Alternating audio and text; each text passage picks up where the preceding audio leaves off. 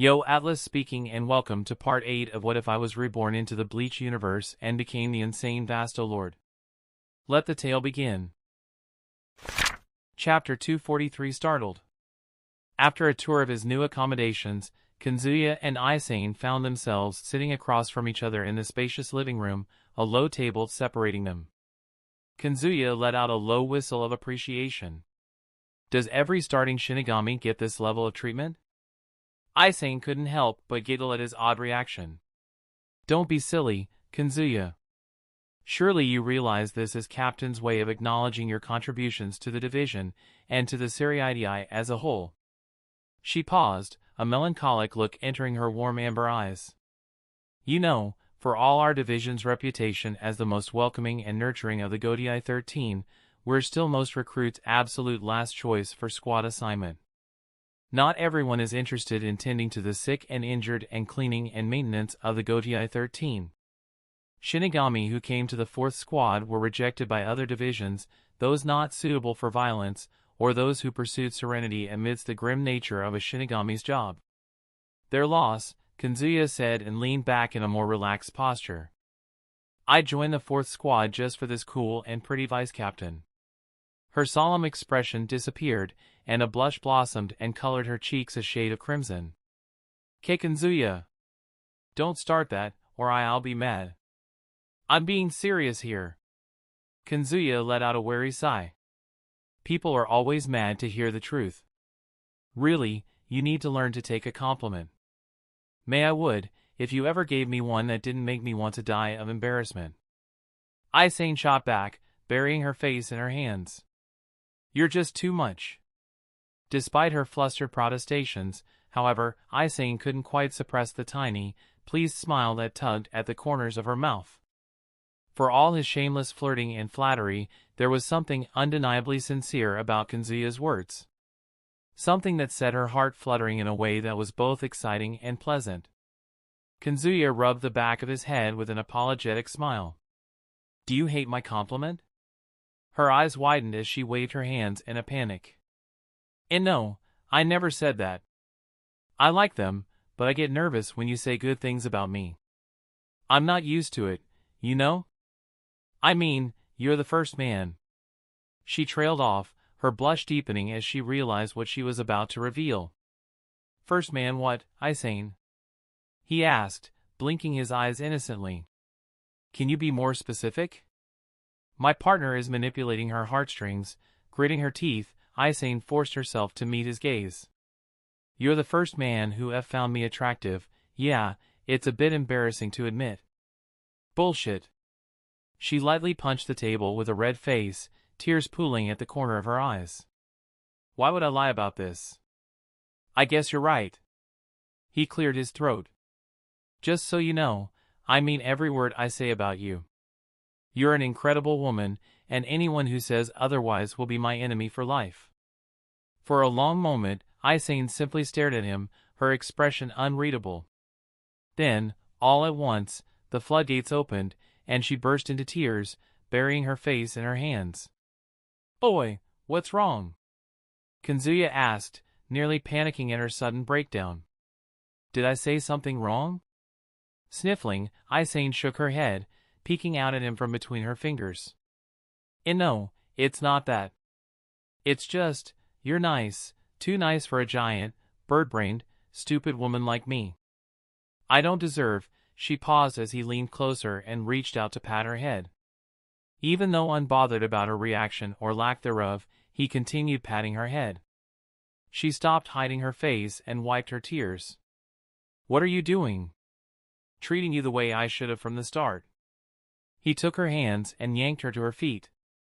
Because of their proximity, she had to lean back to look him in the eyes. By the way, did you call yourself a giant? Aizen's cheeks flushed. You just want to bully me. The expressions she made just made him want to bully her more. Squeezing her hand reassuringly, he held her chin with a smirk. As for the thing about you being a bird-brained, stupid woman, well, some of that is true. You can be stupid at times, like, right now. Hey, Momo is also an idiot. Have you seen that little woman? She can be quite stupid at times. Doesn't stop me from loving her. The mention of Momo brought a mixed expression on her face. Yeah, Momo. You want me when you already have her. You're both special to me. Besides, who says a man can't have two wives in this area? WWW wife? She jumped back, startled like a rabbit. And no, you're going too fast. I'm sorry, I'll see you later.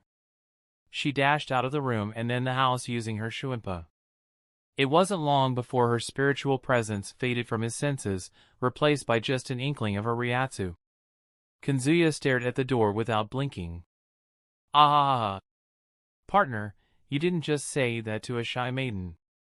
Feigning ignorance to Nami's laughter, he picked up the cup of water and gulped it down.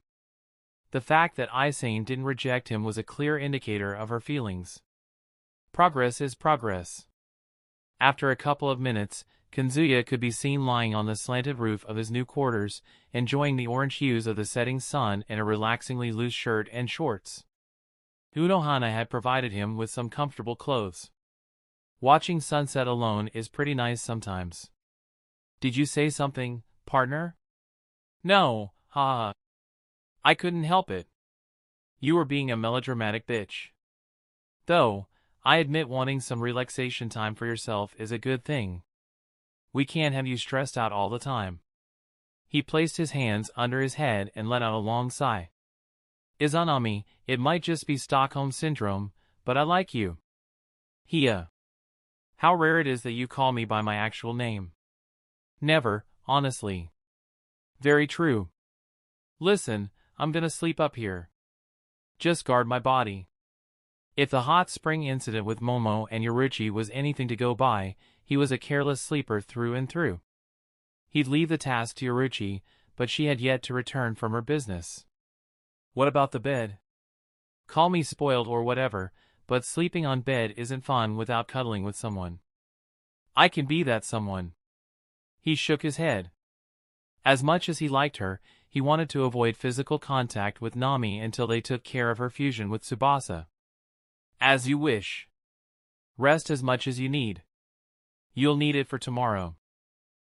Something tells me Unohana isn't so gentle in her training. If Kenpachi Zaraki's training is anything to go by. Yes. I can endure it, probably. Anyways, good night.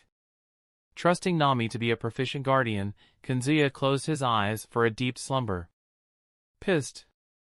Download the app for Chapter 244 Disillusioned. Heading out at this late hour, Harabelle? The soft voice drew Harabelle's attention, and she turned to find Izumi clad in a loose t-shirt and denim shorts, looking awfully cozy in the rather warm environment. The former Quincy had settled in as if she'd always belonged here. And despite her clear yearning for Kazuya's affection, Izumi seemed untroubled by his roster of other lovers, an attitude that Harabelle found both admirable and refreshing. Less conflicts among them meant fewer headaches for Kazuya, after all. My mind wanders every time I sit idly. I need a walk to cool my head. Izumi nodded in understanding. I can relate to that. I also can't stop thinking about Otudo, which happens every other minute. I miss being in her warm arms. The raw longing in Izumi's expression softened Harabelle's gaze. Izumi, it's only been a day. Be more patient. It feels like forever. Izumi said with a sigh before shaking her head. In any case, try to come back before dinner. That is my intention. With a parting nod, Harabelle took her leave, setting out for her favorite spot to quiet her restless mind, the bridge overlooking the gently flowing river, the only one in the town. Bathed in the orange hues of the sunset, she reminisced about her times with Kazuya. She had gotten his messages through the Hell Butterfly, but they couldn't make up for the lack of his warmth around her. This mission will come to pass soon. And we'll be together again. Lost as she was in wistful remembrance, Harabelle almost failed to notice the approaching spiritual pressure until its owner was nearly upon her. My, you look really sad out here, Harabelle. Is your companion not around to keep you company? Her solitude thoroughly shattered, Harabelle glanced up to find a familiar silver-haired Shinigami hovering above her, his smile no less unsettling in the fading sunlight. He was the only man capable of setting her on edge with his mere smile. "Did you have a fallout?" Jin asked, his grin widening a tad. "I'm usually good for relationship advice, but lesbians are outside of my expertise." Harabelle narrowed her eyes.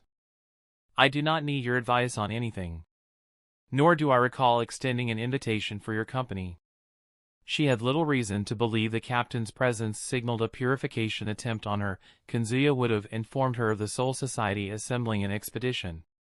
No, Ikemaru's motives were more personal in nature and likely tied to Kazuya in some fashion. "You look calm in the presence of a captain. Do you not fear me ratting out your location to the Soul Society? Your organization has nothing to gain from expending resources for a harmless Vasto Lord, which will severely affect the balance of souls in 3 realms." Kazuya had answered many of her questions. Among these was the question every Vasto Lord had in mind: what stopped the Shinigami from invading Hueco Mundo and hunting down the most powerful hollows? Jin raised his brows, smiling. "You're more educated than we assumed. Did Kasuke tell you about the balance?" Harabelle maintained her disinterested expression. "If you have no pressing business with me, I'll take my leave." "I was getting to that, geez." Jin jumped down and landed on the bridge, facing her squarely. "Let's say there have been circumstances that require me to meet your beloved. Could you please direct me to her?" "Pretty please, Dot." "No, Kaz." Harabelle caught herself before calling her beloved's name. "Has no intention of meeting you. She made that clear when we met in Hueco Mundo." Jin turned to lean against the railing, his gaze trained on the sluggish flow of the river below. "My reason for coming here benefits her as well. The Shinigami she wishes to kill is my mortal enemy. I want to see him trampled, his arrogance smashed." The sudden spike of bloodlust in Jin's aura nearly stole Harabelle's breath. The man before her craved revenge. A revenge so thirsty that he would sacrifice his life to fulfill it. "Aizen." Jin muttered the name, his jaw clenched. "Right now is the best chance to kill him, when he is vulnerable. Your friend and I can put an end to his mad reign once and for all." Harabelle had heard the name from both Kasuke and Kazuya's mouth. Aizen Sōsuke was the man they both despised. An unexpected opportunity had presented itself, one that could potentially bring Kazuya's mission to a decisive close. She was tempted. So incredibly tempted to agree to Jin. After all, the reward would be staying by Kazuya's without interruptions. A reward worth going through all the trouble in the world. Considering the risk behind it, she shook her head. Kaz doesn't need anyone's help. She can handle her own revenge.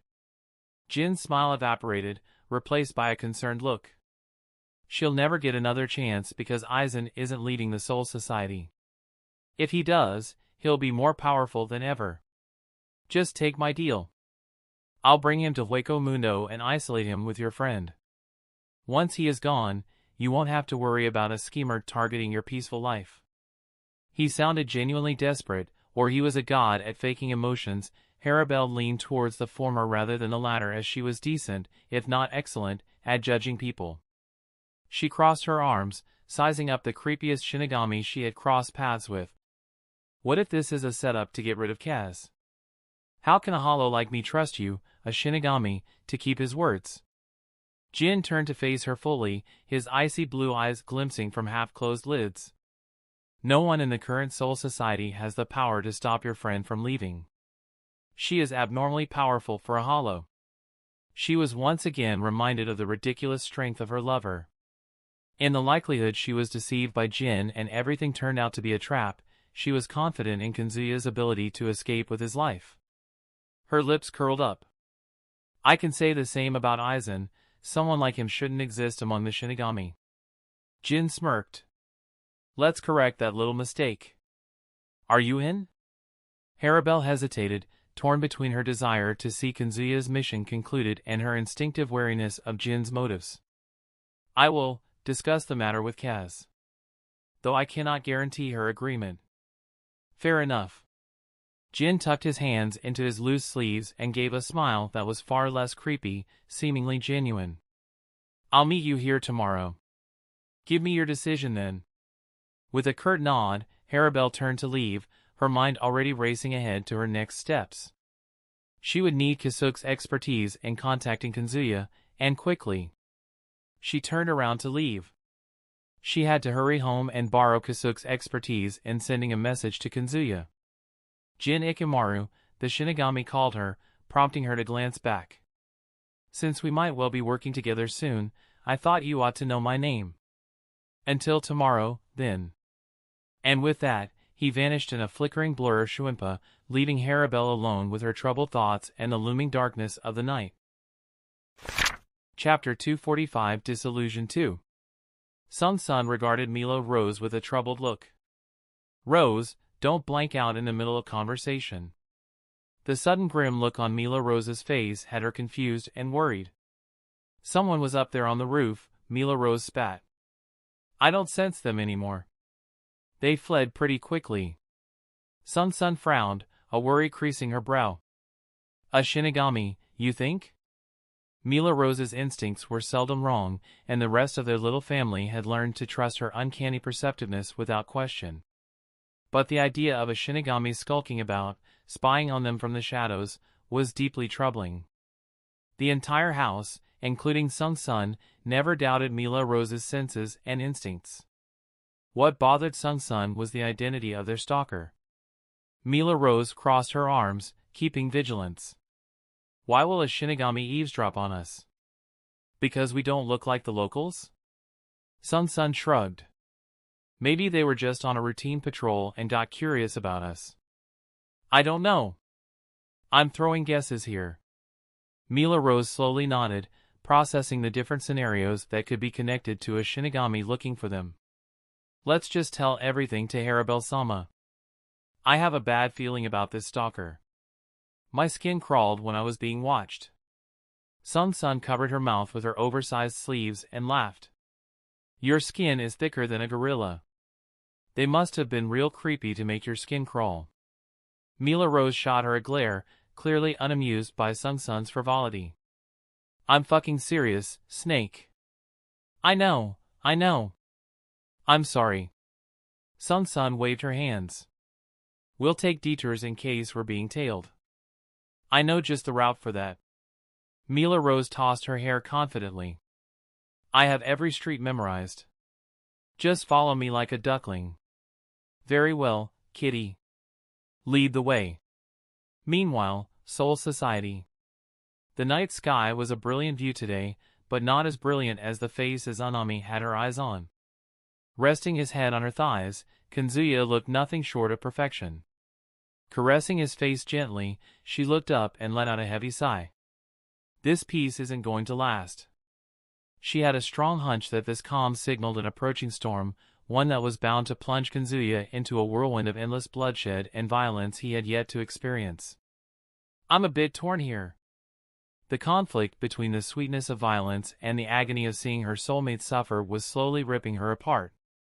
She, of course, endorsed the violence as passionately as the god of war himself, but this duality had grown more muted after Tsubasa merged with her. You're being moody, she spoke, words not hers but the other spirit in her soul. Father has grown stronger, he can endure the storm. I know, Tsu. I know he can endure it.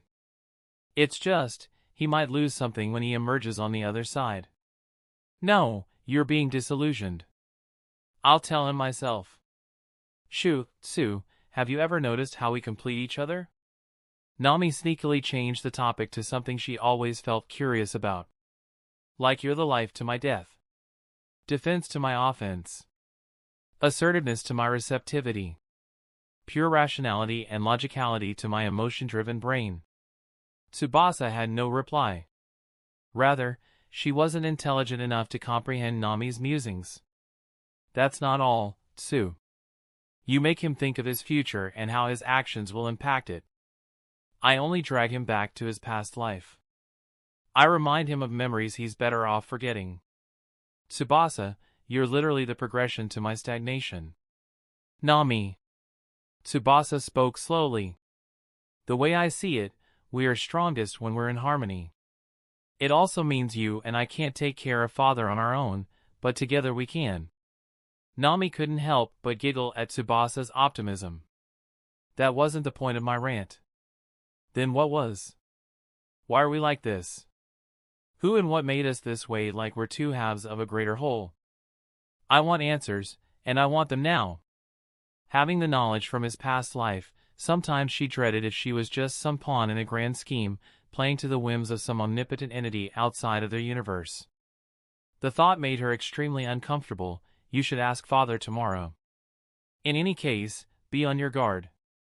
We can't let anything happen to father. Nami nodded her head. Yoruichi is approaching us. Let's act normal in front of her. After a few moments, Yoruichi appeared before them in her normal form. Now that Aizen knew her identity, she didn't bother hiding her human form, especially during night when her stealth excelled. Putting her hands on her hips, she looked at the pair. This horny rascal. He got you to coddle him when Momo and I weren't around. Nami chuckled before pointing at the rope hanging from Yoruichi's waist. What's that for? Yoruichi glanced down, a faint blush suffusing her cheeks as she fumbled for a response. Oh, this? It's just, that's for my training. And there she paused, shooting Nami a pleading look that was quite plainly, please, for the love of Reo, do not ask me to explain myself further. Nami revealed a smile. Say no more, Yoruichi. He is yours for the night. Thanks, Nami. I'll take him to the bed. Chapter 245 through 248 will be skipped because of 18+ scenes. Chapter 249 Bite Me. Stop gawking. Your plate is right there. The grilled fish is getting cold. Yoruichi chided Kazuya in a firm voice, yet a blush crept up her cheeks as she caught his gaze. A warm, affectionate gaze that spoke a million words without so much as a squeak. The gaze made her utterly self-conscious after their intimate act in the bedroom. Kazuya reached out, his thumb brushing a smudge of milk from her lips. A glimpse at this golden-eyed catgirl can satiate every need in a man's life. If I had $1 for every time you lied to women, I'd have a couple $100 to my name, which is a lot in the current era. Nami's commentary fell on deaf ears as he had no interest in anything besides Yoruichi at the moment. Yoruichi narrowed her eyes sharply, a hint of annoyance in her expression. Why did you make me cook then? She had spent 30 precious minutes of her life preparing the dishes, only for Kazuya to barely touch the fruits of her labor. She wasn't hurt, just perplexed about his actions. The thought of the dishes tasting awful didn't cross her mind. She had taste-tested everything before presenting them to him. They tasted decent enough for breakfast, with plenty of nutrition. He wiped his mouth with a napkin. The meat is 3 or 4 times saltier than it should have been. He had tried to eat without showing any discomfort, but his efforts had been futile. Despite all his evolution, his taste buds remained the same as humans. The food on the plate wasn't made for humans. Yoruichi knitted her brow, looking even more perplexed. It wasn't salty when I tasted it. Strange. Yoruichi, did you consume anything other than milk in the past few days? Ah. Her eyes snapped wide in realization. Sticking out her tongue, she rubbed a thumb across the dry, sandpapery surface. Whoa! My tongue also changed. He chuckled, seeing the usually wise and proud Yoruichi playing with her tongue. The hollowification affected your whole anatomy. You're the first Shinigami to not only have a tail and cat ears but also their tongue. I'm so proud of you. Well, you know what? I'm also proud. I always found cats cute. I'd have taken your Zanpakuto's bullet if hollowification gave me something like a dog's ears. Yuck. Dogs aren't that bad. Yoruichi leaned closer, narrowed eyes gleaming with a murderous glint. Did you say something? He licked his lips. I said dogs are better than cats. The bold remark earned him a glare from the golden-eyed former captain. Unfazed, he pushed back his chair and walked towards the door. Yoruchi smacked the table. I hate you. Kazuya made his way to the fourth squad. Rather than dawdling around the premises, he made a beeline for Unohana's office. His only business was with Unohana. A bloody and violent business that made him equal parts exhilarated and apprehensive. Strangely, Aizen's Ryatsu retreated from Unohana's office as soon as he stepped foot into the barracks. She still can't face you. Gosh, how can she be so cute? Don't talk to me, you traitor. What did I do to deserve that title? Partner, I need answers, or Tsubasa and I are going on a Zanpakuto strike. You sold me out to Yoruchi. About that. When I saw her rope, I became a victim of my morbid curiosity. Never in my wildest dreams did I imagine Yoruchi becoming your sexless sex friend. But all's well that ends well, right? Right? Does sex feel good, father? Asked Tsubasa curiously. It must feel heavenly if father engages in it all the time. Even as Anami wishes to partake in it with such fervor. Let's talk later. I'm busy now. Okay. Unohana was already waiting for him at her door, a half-amused smile playing on her lips. Aizen didn't want to see you. What happened at your place to make my poor girl even more shy? I just asked her out. Before you say anything, I was very nice and polite. That silly girl. Unohana let out a sigh. She has to be more assertive, else a delinquent like you will continue taking advantage of her. Stop gawking. Your plate is right there. The grilled fish is getting cold. Yoruchi chided Kazuya. In a firm voice, yet a blush crept up her cheeks as she caught his gaze. A warm, affectionate gaze that spoke a million words without so much as a squeak. The gaze made her utterly self-conscious after their intimate act in the bedroom. Kazuya reached out, his thumb brushing a smudge of milk from her lips. A glimpse at this golden-eyed catgirl can satiate every need in a man's life. If I had $1 for every time you lied to women, I'd have a couple $100 to my name, which is a lot in the current era. Nami's commentary fell on deaf ears as he had no interest in anything besides Yoruchi at the moment. Yoruchi narrowed her eyes sharply, a hint of annoyance in her expression. Why did you make me cook then? She had spent 30 precious minutes of her life preparing the dishes, only for Kazuya to barely touch the fruits of her labor. She wasn't hurt, just perplexed about his actions. The thought of the dishes tasting awful didn't cross her mind. She had taste-tested everything before presenting them to him. They tasted decent enough for breakfast, with plenty of nutrition. He wiped his mouth with a napkin. The meat is 3 or 4 times saltier than it should have been.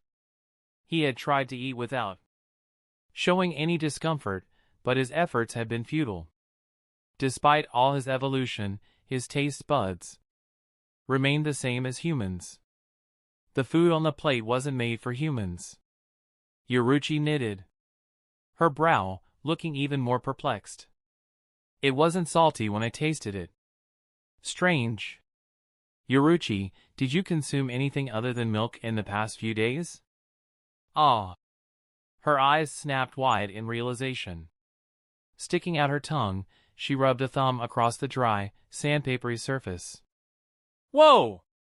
My tongue also changed. He chuckled, seeing the usually wise and proud Yoruchi playing with her tongue. The holification affected your whole anatomy. You are the first Shinigami to not only have a tail and cat ears but also their tongue. I'm so proud of you. Well, you know what? I'm also proud. I always found cats cute. I'd have taken your Zanpakuto-S bullet if holification gave me something like a dog's ears. Yuck. Dogs aren't that bad. Yoruchi leaned closer, narrowed eyes gleaming with a murderous glint. Did you say something? He licked his lips. I said dogs are better than cats. The bold remark earned him a glare from the golden-eyed former captain. Unfazed, he pushed back his chair and walked towards the door. Yoruichi smacked the table. I hate you. Kazuya made his way to the fourth squad. Rather. Then dawdling around the premises, he made a beeline for Unohana's office. His only business was with Unohana. A bloody and violent business that made him equal parts exhilarated and apprehensive. Strangely, Aizen's Ryatsu retreated from Unohana's office as soon as he stepped foot into the barracks. She still can't face you. Gosh, how can she be so cute? Don't talk to me, you traitor. What did I do to deserve that title? Partner, I need answers, or Tsubasa and I are going on a Zanpakuto strike. You sold me out to Yoruichi. About that. When I saw her rope, I became a victim of my morbid curiosity. Never in my wildest dreams did I imagine Yoruichi becoming your sexless sex friend. But all's well that ends well, right? Right? Does sex feel good, father? Asked Tsubasa curiously. It must feel heavenly if father engages in it all the time. Even as Anami wishes to partake in it with such fervor. Let's talk later. I'm busy now. Okay. Unohana was already waiting for him at her door, a half-amused smile playing on her lips. Aizen didn't want to see you. What happened at your place to make my poor girl even more shy? I just asked her out. Before you say anything, I was very nice and polite. That silly girl. Unohana let out a sigh. She has to be more assertive, else a delinquent like you will continue taking advantage of her. Chapter 250 The Challenge.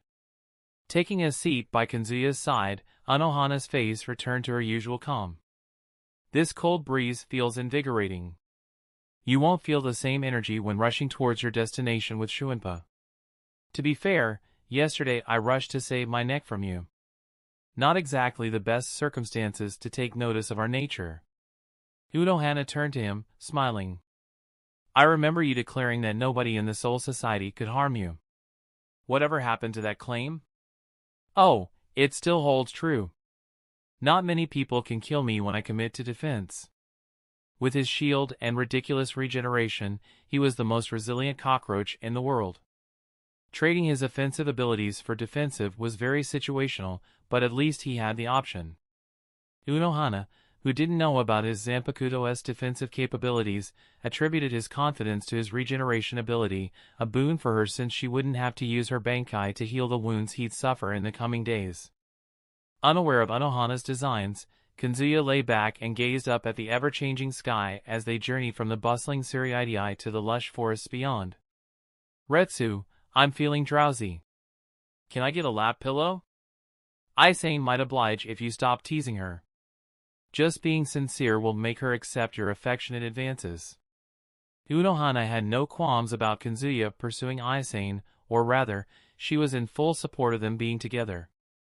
As sharp as she was, she didn't know that he was serious about taking both the vice-captain and captain.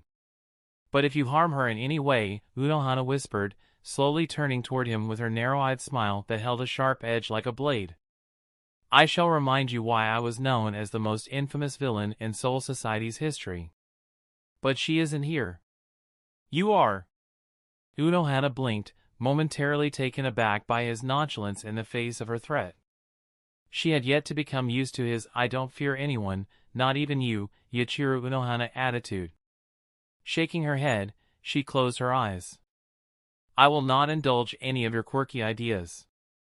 As they crossed the forest, the aforementioned hills where flowers bloom came into view, gentle slopes blanketed in layers of white and violet flowers. He had imagined some barren hills with a few flowers, not this rich scenery. This place is too colorful for our training, he remarked with a side glance at the stern captain. I thought you'd choose something dark and edgy like Mukin.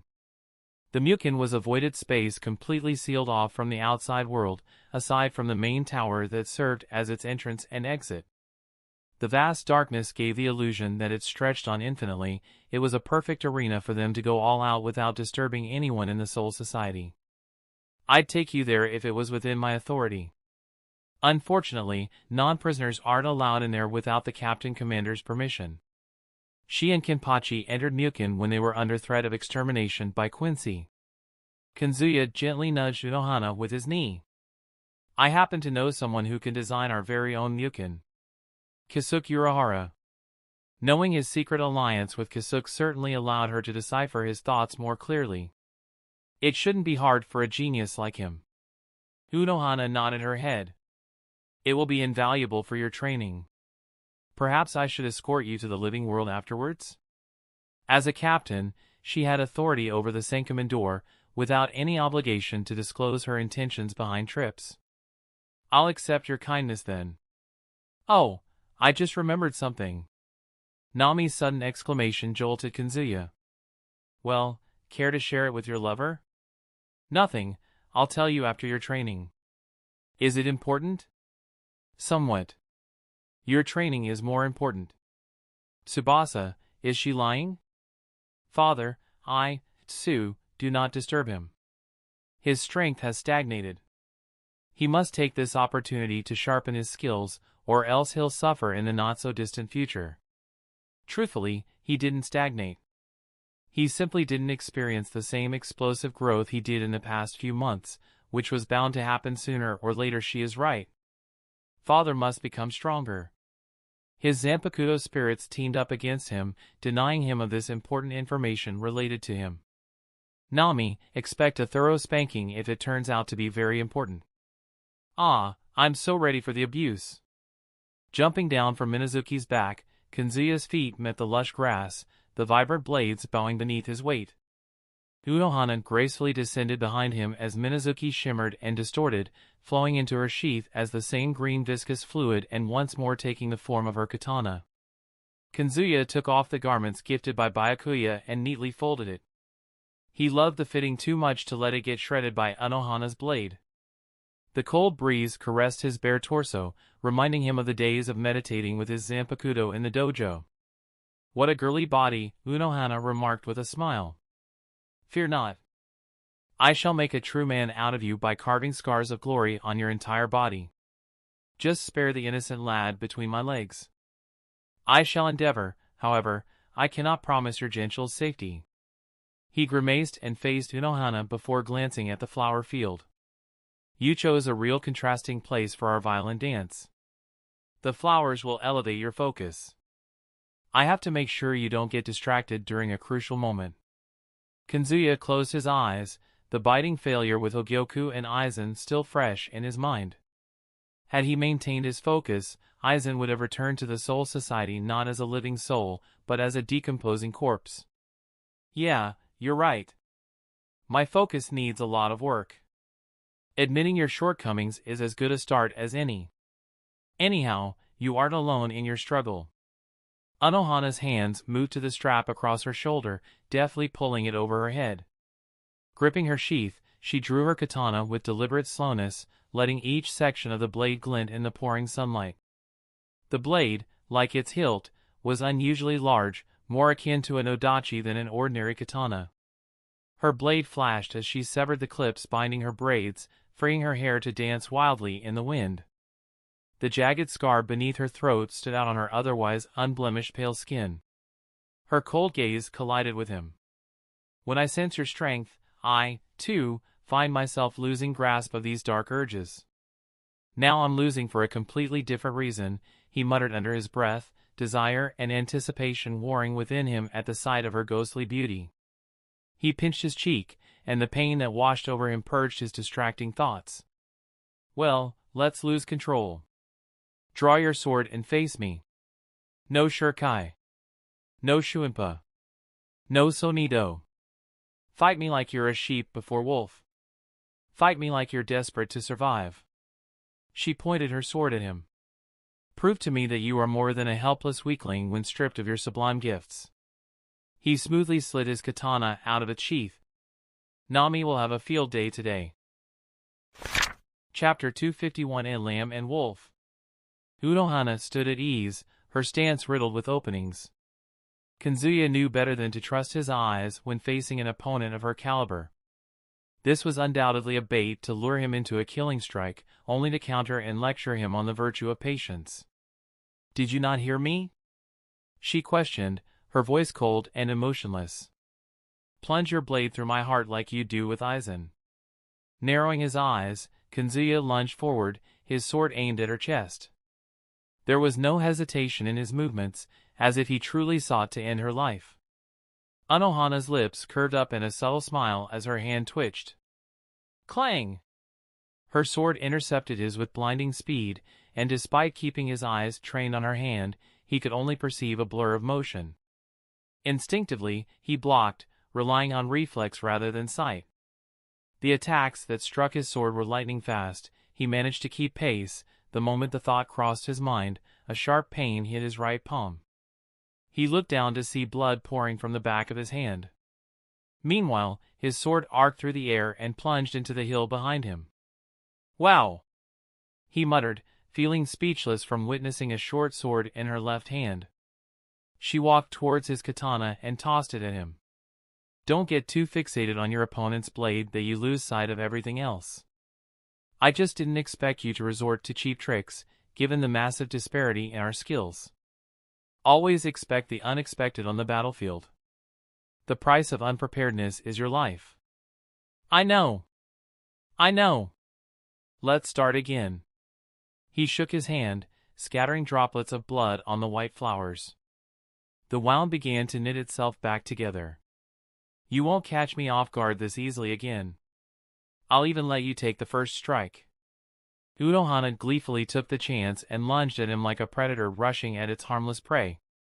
As their swords locked, she drew back and launched a follow-up slash at his torso, intending to carve her first mark on his body. He emulated her defensive technique to parry her diagonal slash. Just a heartbeat later, her sword flashed once more. Against his expectations, she had retraced her attack to launch yet another slash with scarcely a pause between them. He instinctively repeated the block, which was the right move. Clang! A massive impact sent him skidding backward, his feet gouging a devastating trail in the flowery field. "You're disappointing me. Look, I'm not the best with a sword. I fight better with my fists." Wearing a mildly disappointed expression, Unohana rushed forward and immediately launched more attacks. Her gaze was distant, almost bored, yet her sword movements flowed like a river, each slash carrying mind-blowing power behind it. Sparkles erupted as their swords clashed, the ringing of steel echoing across the serene hills. Be it the rhythm of their swords, the way they moved around each other, it was as if they were two dancers engaged in a beautiful, deadly dance. Despite holding his own against Unohana, Kazuya couldn't help but feel awe for the 4th Squad's captain. The way she parried him with ease made it seem like every tiny motion of her body was predetermined. She had dueled so many katana wielders that her body unconsciously countered attacks based on where her opponent's sword touched hers. Her mastery of the sword was both sublime and graceful. What's more, she seemed barely focused on the fight, while he pushed every muscle to its limit just to keep pace. Put more intent in your strikes. Make every strike count, but never be too predictable with your attacks. That is, if you're fighting an equal. Against lesser opponents, you simply cut them down. And still, she had the leisure to lecture him in between the battle. "I will stop going easy on you." Clang! A shockwave rippled through him as he blocked her strike, the force of the impact reverberating in his bones. He was granted no reprieve, no opportunity to counter as a barrage of slashes assailed him.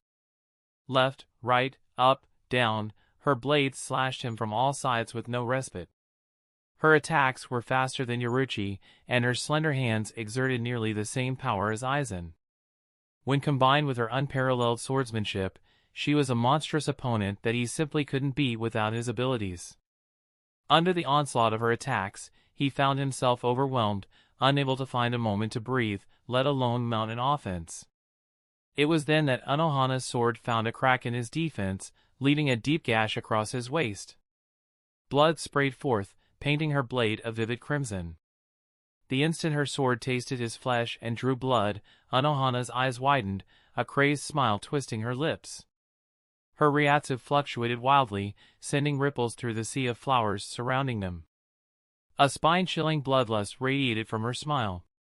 "Ah, more! Let me cut you more!"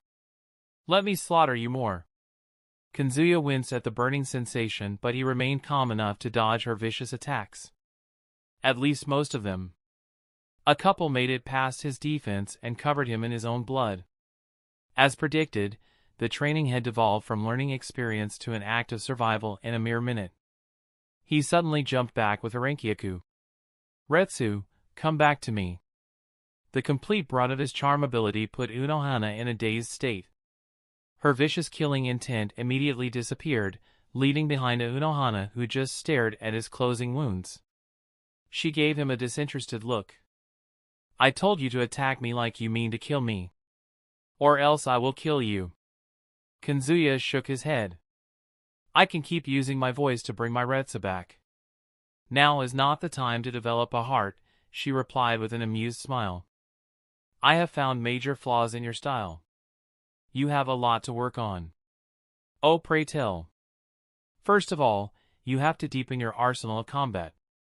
As it stands, your offense and defense are exceptionally shallow compared to other captains. You rely too much on your observation for openings.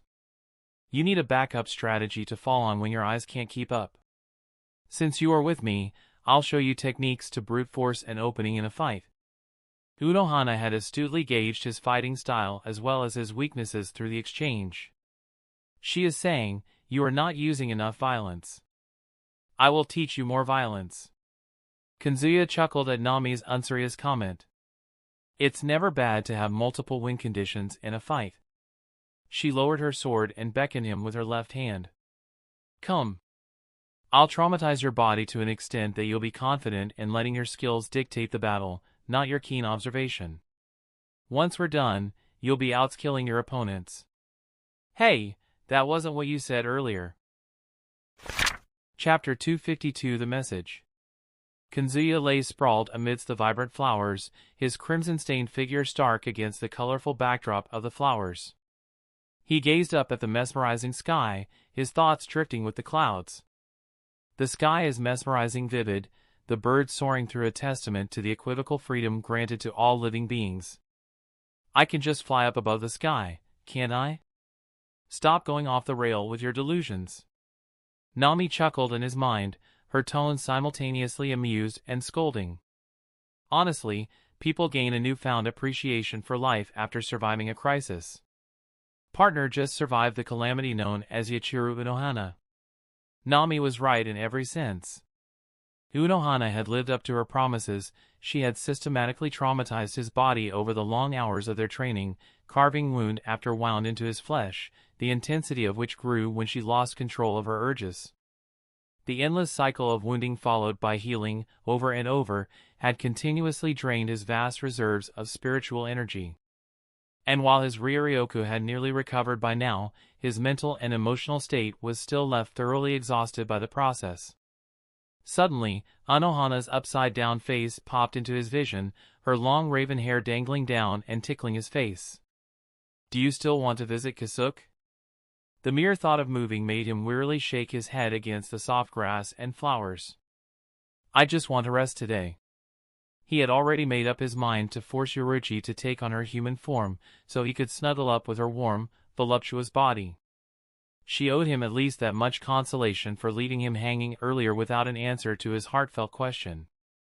I'm the backup cuddle plan if she refuses.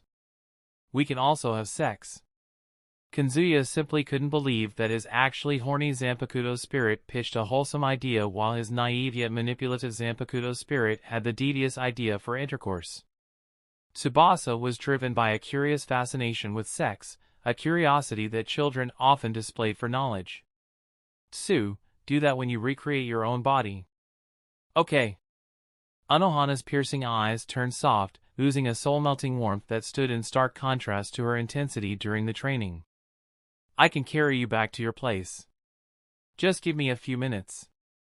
In response, Unohana did something unexpected. She suddenly reached down, tenderly lifted his head, and placed it delicately in her lap, giving him an impromptu lap pillow.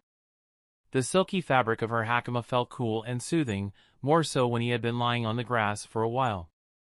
He just stared up at her lovely face in wonder, utterly dumbstruck by this open display of kindness and care that was a stark contrast to her crazy, bloodthirsty side. "A privilege for today only," she clarified as though perceiving his unspoken question. "I say that so you don't grow accustomed to me spoiling you. I am, after all, not one of your mistresses." Despite her blunt words, a small, quite pleased smile graced her lips. She was feeling an even greater sense of fluttering satisfaction deep within her soul. The source of her deep contentment was the unexpected results of today's long, grueling training session. Even accounting Kazuya's absurd talent, Unohana had anticipated him to be utterly thrashed by her for at least a week straight before he could even begin to defend himself. Yet, amazingly, by the time the red sun finally dipped below the horizon, he was parrying her lightning-fast attacks with nearly 100% accuracy. His body and mind had fully adjusted to the blinding, inhuman speed of her blade. This growth, put simply, was nothing short of astonishing. "His swordsmanship will soon rival my own," she mused silently to herself. "When that happens, who will have the strength to challenge him? Perhaps only the royal guards." The old, never fully healed scar on her chest throbbed and ached, as if in instinctive response to her racing heart. "He will outgrow the Zaraki who defeated me." Her scar pulsed harder at the exciting thought. Yet Kazuya's strength and potential alone were not the only things that had Unohana so thrilled. She had also gained some invaluable new insights during their intense duel today, insights that would allow her to further refine and perfect her own nearly peerless sword techniques. "If it's with him as my opponent, I can shatter my limits." Kazuya gently flicked her chin, yanking her awareness back to the present. Your face suddenly became scarily intense. "What on earth were you thinking?" Slowly tilting her head down, she smiled at him. "Take a guess. You want to train me even harder, so that someday I can fulfill your battle urges in a deathmatch. Ha! Another flawless read by yours truly. Do I get a prize?" Kazuya lay sprawled amidst the vibrant flowers, his crimson-stained figure stark against the colorful backdrop of the flowers. He gazed up at the mesmerizing sky, his thoughts drifting with the clouds. The sky is mesmerizing vivid, the birds soaring through a testament to the equivocal freedom granted to all living beings. I can just fly up above the sky, can't I? Stop going off the rail with your delusions. Nami chuckled in his mind, her tone simultaneously amused and scolding. Honestly, people gain a newfound appreciation for life after surviving a crisis. Partner just survived the calamity known as Yachiru Unohana. Nami was right in every sense. Unohana had lived up to her promises. She had systematically traumatized his body over the long hours of their training, carving wound after wound into his flesh, the intensity of which grew when she lost control of her urges. The endless cycle of wounding followed by healing, over and over, had continuously drained his vast reserves of spiritual energy. And while his Ryoryoku had nearly recovered by now, his mental and emotional state was still left thoroughly exhausted by the process. Suddenly, Unohana's upside-down face popped into his vision, her long raven hair dangling down and tickling his face. "Do you still want to visit Kisuke?" The mere thought of moving made him wearily shake his head against the soft grass and flowers. "I just want to rest today." He had already made up his mind to force Yoruichi to take on her human form, so he could snuggle up with her warm, voluptuous body. She owed him at least that much consolation for leaving him hanging earlier without an answer to his heartfelt question. "I'm the backup cuddle plan if she refuses. We can also have sex." Kazuya simply couldn't believe that his actually horny Zanpakuto spirit pitched a wholesome idea while his naive yet manipulative Zanpakuto spirit had the devious idea for intercourse. Tsubasa was driven by a curious fascination with sex, a curiosity that children often displayed for knowledge. "Tsu, do that when you recreate your own body." "Okay." Unohana's piercing eyes turned soft, oozing a soul-melting warmth that stood in stark contrast to her intensity during the training. "I can carry you back to your place. Just give me a few minutes." In response, Unohana did something unexpected. She suddenly reached down, tenderly lifted his head, and placed it delicately in her lap, giving him an impromptu lap pillow. The silky fabric of her hakama felt cool and soothing, more so when he had been lying on the grass for a while. He just stared up at her lovely face in wonder, utterly dumbstruck by this open display of kindness and care that was a stark contrast to her crazy, bloodthirsty side. A privilege for today only, she clarified as though perceiving his unspoken question. I say that so you don't grow accustomed to me spoiling you. I am, after all, not one of your mistresses. Despite her blunt words, a small, quite pleased smile graced her lips. She was feeling an even greater sense of fluttering satisfaction deep within her soul. The source of her deep contentment was the unexpected results of today's long, grueling training session. Even accounting Kazuya's absurd talent, Unohana had anticipated him to be utterly thrashed by her for at least a week straight before he could even begin to defend himself. Yet, amazingly, by the time the red sun finally dipped below the horizon, he was parrying her lightning-fast attacks with nearly 100% accuracy. His body and mind had fully adjusted to the blinding, inhuman speed of her blade. This growth, put simply, was nothing short of astonishing. His swordsmanship will soon rival my own, she mused silently to herself. When that happens, who will have the strength to challenge him? Perhaps only the royal guards. The old, never fully healed scar on her chest throbbed and ached, as if in instinctive response to her racing heart. He will outgrow the Zaraki who defeated me. Her scar pulsed harder at the exciting thought. Yet Kazuya's strength and potential alone were not the only things that had Unohana so thrilled. She had also gained some invaluable new insights during their intense duel today, insights that would allow her to further refine and perfect her own nearly peerless sword techniques. If it's with him as my opponent, I can shatter my limits. Kazuya gently flicked her chin, yanking her awareness back to the present. Your face suddenly became scarily intense. What on earth were you thinking? Slowly tilting her head down, she smiled at him. Take a guess. You want to train me even harder, so that someday I can fulfill your battle urges in a deathmatch. Ha! Another flawless read by yours truly.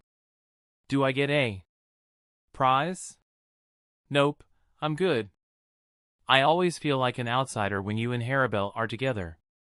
She sprawled on the bed before turning and burying her face in his pillow. I'm just gonna take a nap here. Just don't let me catch you doing anything crazy in my house. It's our house now. Chapter 253 Introductions. Although normal humans couldn't see Kazuya and Unohana in the Karakura town, he still opted to conceal their presence with a few layers of Kido, just to be safe. It may have taken an extra minute to properly cast the incantations, but that beat letting some unseen Shinigami, or worse Aizen spies, catch him. As they walked down a cozy side street, Kazuya felt a twinge of anxiety stirring in his guts. He felt a bit nervous about the meeting between his elegant but crazy mentor and his motherly, queenly Arrancar lover. He could have made Unohana stay behind, he supposed, but that would only delay their inevitable first encounter. Better she met with Haribel and the rest today than a month down the line. Just relax, partner. Haribel knows not to offend your Shinigami allies and love interests. Aren't they the same like 90% of the time? I'm afraid of it happening the other way. Oh! Yeah, I don't expect Unohana to react to your lovers the same way she reacted to you. Father, look at Unohana. Tsubasa said. This woman shouldn't harm your lovers, right? Kazuya glanced sidelong at Unohana as they walked. The elegant Shinigami was humming pleasantly to herself, seemingly absorbed in her own little world, paying him no mind. It was almost impossible to mentally connect her to the laughing, blood-drenched devil he faced in the flower fields mere hours before. She tilted her head towards him with a confused look. Are we there yet? Just a little more. Ah, excellent.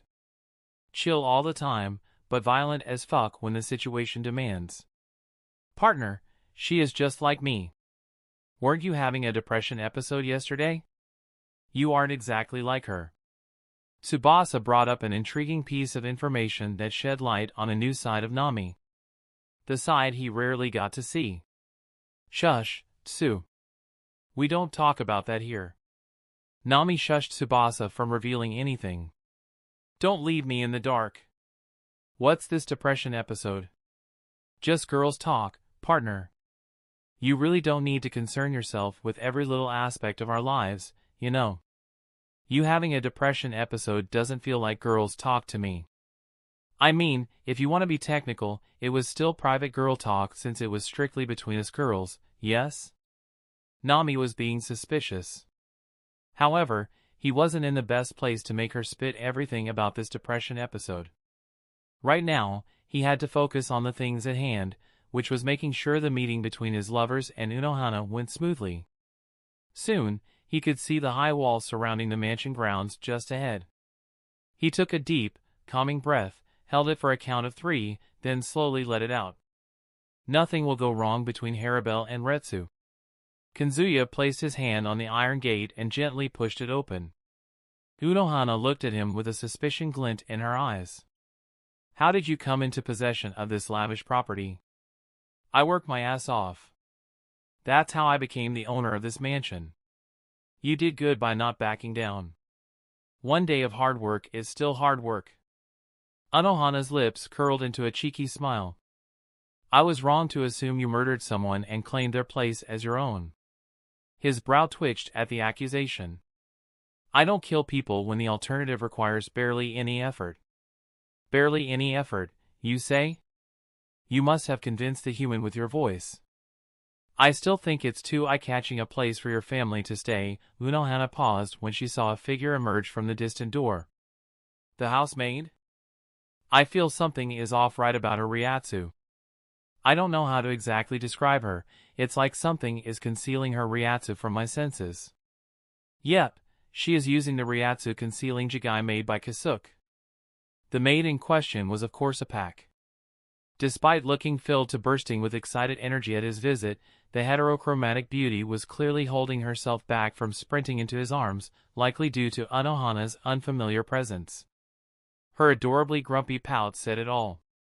Kazuya quickly strode over to Apache and gently took her small hand in his, leaning down to whisper in her ear. Can you do it? Apache nodded her head, while keeping her gaze focused on Unohana, and then kissed his cheeks. Just give me 1 minute. Saying so, she walked back into the mansion. Unohana watched the intimate interaction with a strange half-lidded gaze, head tilted slightly. What are you scheming now, boy? Despite calling him out, she didn't seem the least bit worried.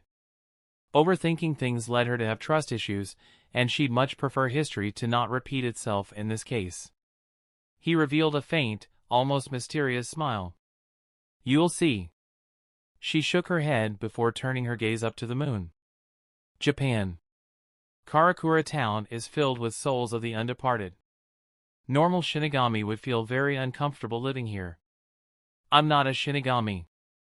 Besides, I haven't seen more than 2.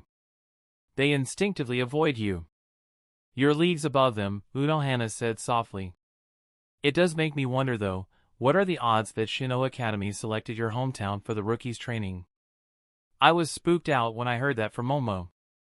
In the end, everything turned out to be a big fat coincidence. Right. He narrowed his eyes. Is my allegiance under scrutiny again? A strained beat of silence fell between them as Unohana continued to gaze out past the estate's high walls, deliberately not meeting his eyes. Kazuya grabbed her hand, forcing her to face him directly. Even then, her face remained perfectly neutral, her eyes closed and lips drawn in an emotionless line. Then a small twitch at the corner of her mouth gave her away. I get it. You're just messing with me. Her eyes slid open as her lips curled into a grin. You can tease my poor Aizen, but you won't allow me to tease you? Geez, I do it as a show of affection. You're doing it just to mess with me. She giggled. Who said it wasn't a show of affection? Was it? No. Kazuya let out a long sigh. Grabbing Unohana's hand once more, he tugged her along through the hallways and entered the living room. 3 out of the 4 couches were occupied by Haribel and Apache, the unusual duo of Izumi and Tsuruchi, and the thorny yet sweet pairing of Mila Rose and Sung Sun. The harmony between everyone made his heart swell with affection. Hollows together strong. Nami chuckled. Apache is such a dumbass. I love her. That makes the 2 of us. As one, the women rolled an appreciative gaze over Kazuya, taking in his new Shinigami attire. The sheer blatant desire in their eyes was both flattering and a little unnerving. He hadn't expected them to find his outfit so appealing. Sung Sun in particular was eyeing him like a tasty snack, eyes roving slowly up and down his body. Don't move a muscle, darling, she purred, licking her lips. I need to commit every detail to memory, so I can design a similar outfit for myself later. Her lustful grin left zero doubt in Kazuya's mind just where she intended to wear said theoretical outfit. Mila Rose's lips parted with a gasp. You will look like a stick in that. It's better you make one for me instead. Absolutely not. What? Why the hell not, Snake? Sung Sun placed her elbow on Mila Rose's shoulder and leaned against her. Because I'd have to charge you an entire month's salary for my service. Mila Rose's eyes widened. Are you drunk? No way am I blowing that kinda cash on a stupid dress. Then back the fuck off and let me memorize Deer's outfit. Ugh, fine. As the errand car ladies bickered, Unohana silently assessed them with a keen, calculating gaze, as though taking mental notes. I had thought Kazuya was an exceptional case, but it seems every errand car here is nearly indistinguishable from ordinary humans, save for a few unique traits. The crazy captain sounded genuinely surprised to see the errand cars having such resemblance with humans. Haribel gave a soft smile. Our physical and spiritual evolution follows the shape of our desires to an extent. In our case, the desires were formed and inspired by him. Without him, we would have remained stuck in a limbo, more than a beast but less than true humans. Unohana glanced at him, an amused smirk on her face. His actions earned him a group of extremely powerful and devoted women. Yes, well, let's discuss that later. Come take a seat.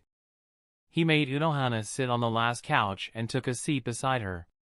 So, did everyone like the surprise visit? Apache crossed her arms with a frown. Not much of a surprise after Haribel sent that message. Sung Sun chucked the TV remote at Apache's face, which Apache caught without blinking. Dear, don't listen to this ass. We loved your surprise. Izumi nodded in agreement, a soft smile on her face. Feel free to do it again. In fact, many of us wouldn't want you to leave again. Damn right. Mila Rose chimed in with a boisterous laugh. Enough about us. Kazuya, introduce us to the pretty Shinigami lady already. I was getting to that. He cleared his throat and gestured to Unohana. This is the captain of my squad, Retsu Unohana. She'll be lending me a hand in exterminating my enemy. Well, hot damn. Mila Rose cheered, clapped excitedly. Wait, hold up. Does this mean you might be able to finish your mission and come home for good way sooner? He gave a slight nod. Kind of. Before we continue, I want to hear about Jin. Haribel. Haribel assumed a stern expression as she leaned forward. About Jin. Chapter 254 Enthusiasm.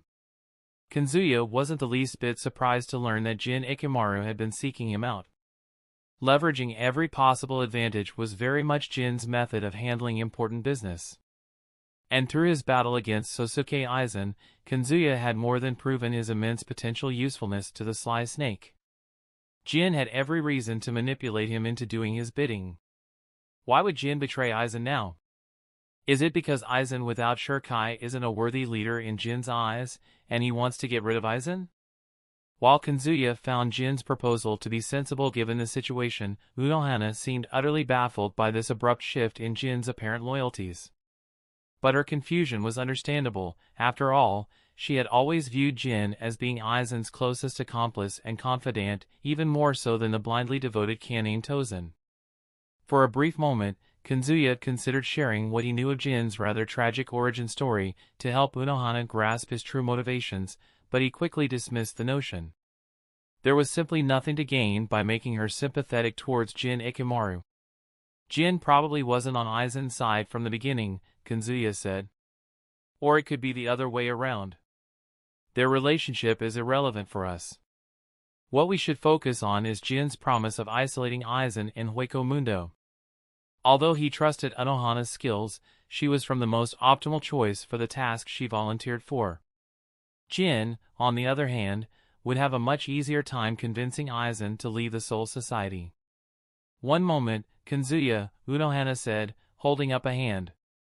To his surprise, she pivoted on the couch to sit in the traditional Saiza position, as if preparing for a formal tea ceremony. Clearly, she wasn't comfortable sitting on the couch in her uniform. We don't need Ikemaru's help. The plan I had is foolproof. The confidence in her voice piqued his interest. Well, care to share your game plan? Unohana put a finger on her lips. The threat of Arancars is still fresh on everyone's minds. Captain Commander will initiate an assignment to assess the Arancars' forces in Hueco Mundo, as it'll prevent invasions in the future. Kazuya leaned forward, listening intently. And let me finish, Unohana chided with a solemn expression. At the discussion for the mission, I'll pitch Captain Kairaku and Aizen as the main leaders for the assignment, with Aizen and you providing support. If I were in Aizen's shoes, I'd jump at the opportunity to get rid of a captain as well as the most unpredictable variable in the Soul Society, you. For a battle maniac, she sure has good intellect. The saying about wisdom coming with age wasn't wrong after all. Kazuya shook his head. We can't rely on your plan. He could see a flaw in her plan, a hole greater than the biggest hollow hole in any hollow. Unohana frowned skeptically, looking mildly discontent about his quick dismissal. Why? Aizen's ego won't be satisfied without everyone acknowledging his superiority, that he was right in his pursuit to overthrow the Soul King. He won't get that if the captains aren't around. Only their submission and recognition will satisfy him. After all, he doesn't just want to rule, he wants to be worshipped as a god. A stunned silence fell over the room as Kazuya finished his blunt assessment of Aizen's sinister worldview. He could see the surprise flickering across the faces of his beloved Arankar family. Unohana fell silent as well, contemplating the implications of what he had said. On the other side, Mila Rose scrunched her nose.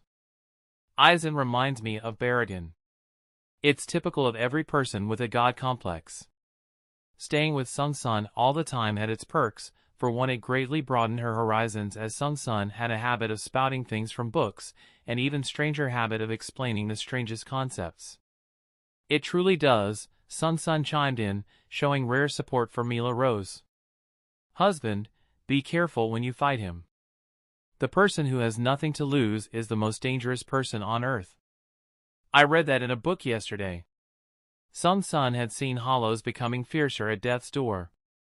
Fathoming the craziness of an unrestrained egomaniac was hard even for someone as knowledgeable as her. He who fights for others can be just as formidable, Harabel whispered with a thoughtful look.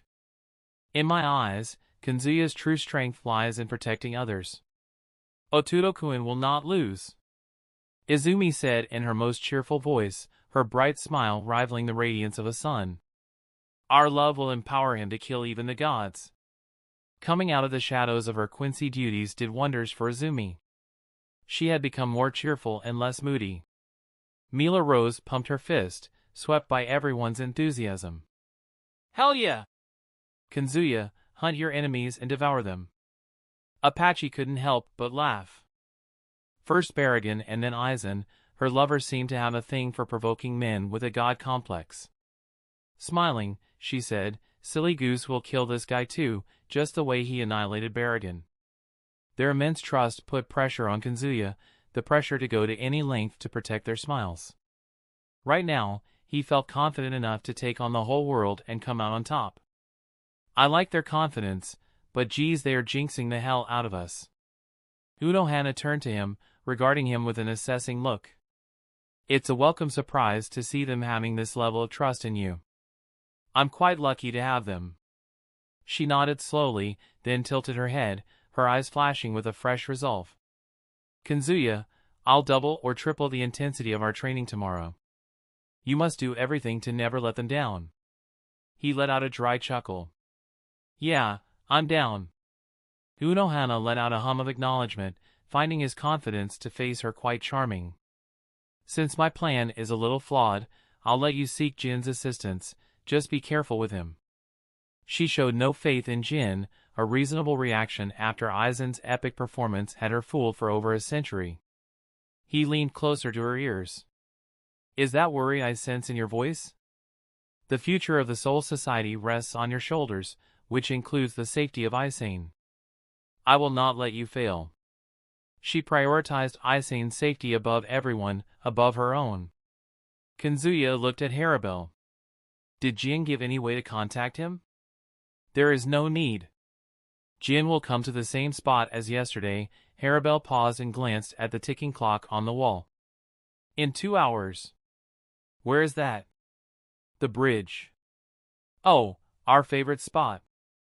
A tiny smile graced Haribel's lips, which went away in a blink. It'll be better for you to change into your other form before meeting him. I'll accompany you. Damn it. Sheesh, partner. Keep your charm in check, or Jin might end up falling for you like Aizen, Nami hummed. Beating 2 of the most powerful Shinigami by gender bending. That's one heck of a twist. Yeah, no. I'd rather not. As if sensing his inner turmoil, Haribel shifted beside him and clasped his hand in both of her own. Her skin was warm and pleasant against his. If it's any consolation, Kazuya, once Aizen is defeated, you'll never have to assume that form again. In any other case, she'd be the first to protest against killing someone, but she had judged Aizen as beyond redemption. Someone who deserved no mercy or compassion from anyone.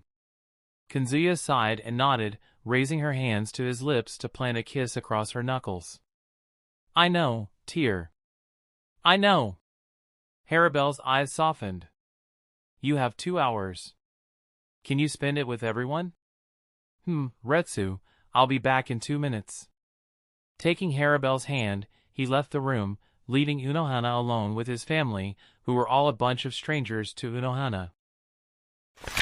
Chapter 255 Crucible. Haribel had all the time in the world, but Kazuya only had 2 hours, 120 minutes, before leaving the mansion. Instead of spending it solely with Haribel, he chose to share it with everyone. This way, Haribel, Apache, Sung-sun, Mila Rose, Izumi, and Surachi, all of his lovers, would get to be with him. Haribel seemed genuinely pleased with the agreement. Partner, why does it feel like you're an escort for giving them limited time? Escort? You don't have to learn about it, Tsu. But I want to. Kazuya paid zero attention to the bickering idiots in his head, as he had become accustomed to ignoring them. Nothing about their talk was worth holding his attention when Haribel was by his side. The golden-haired woman led him into her bedroom and invited him to sit beside her on the bed. He cleared his throat loudly. Tear, I promised to do that last time, but let's not do that today.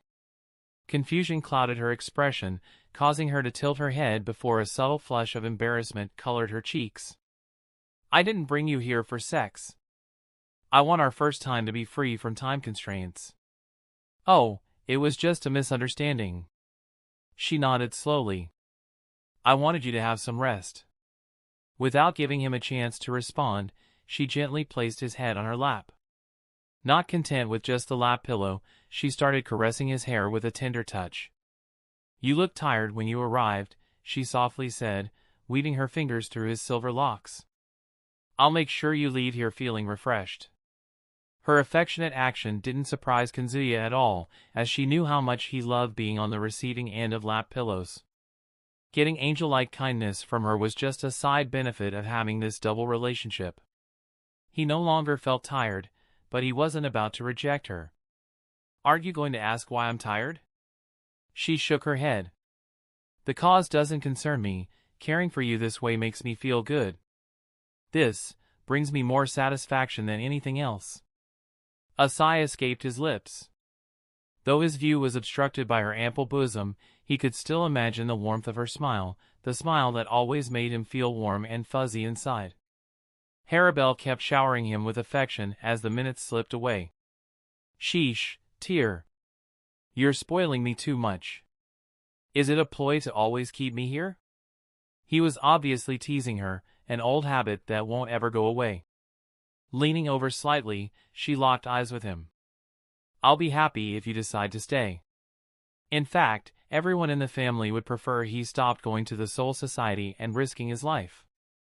They could find a new home far away from the reach of the Soul Society and Aizen and spend a peaceful life. Harabel, of course, kept her thoughts private.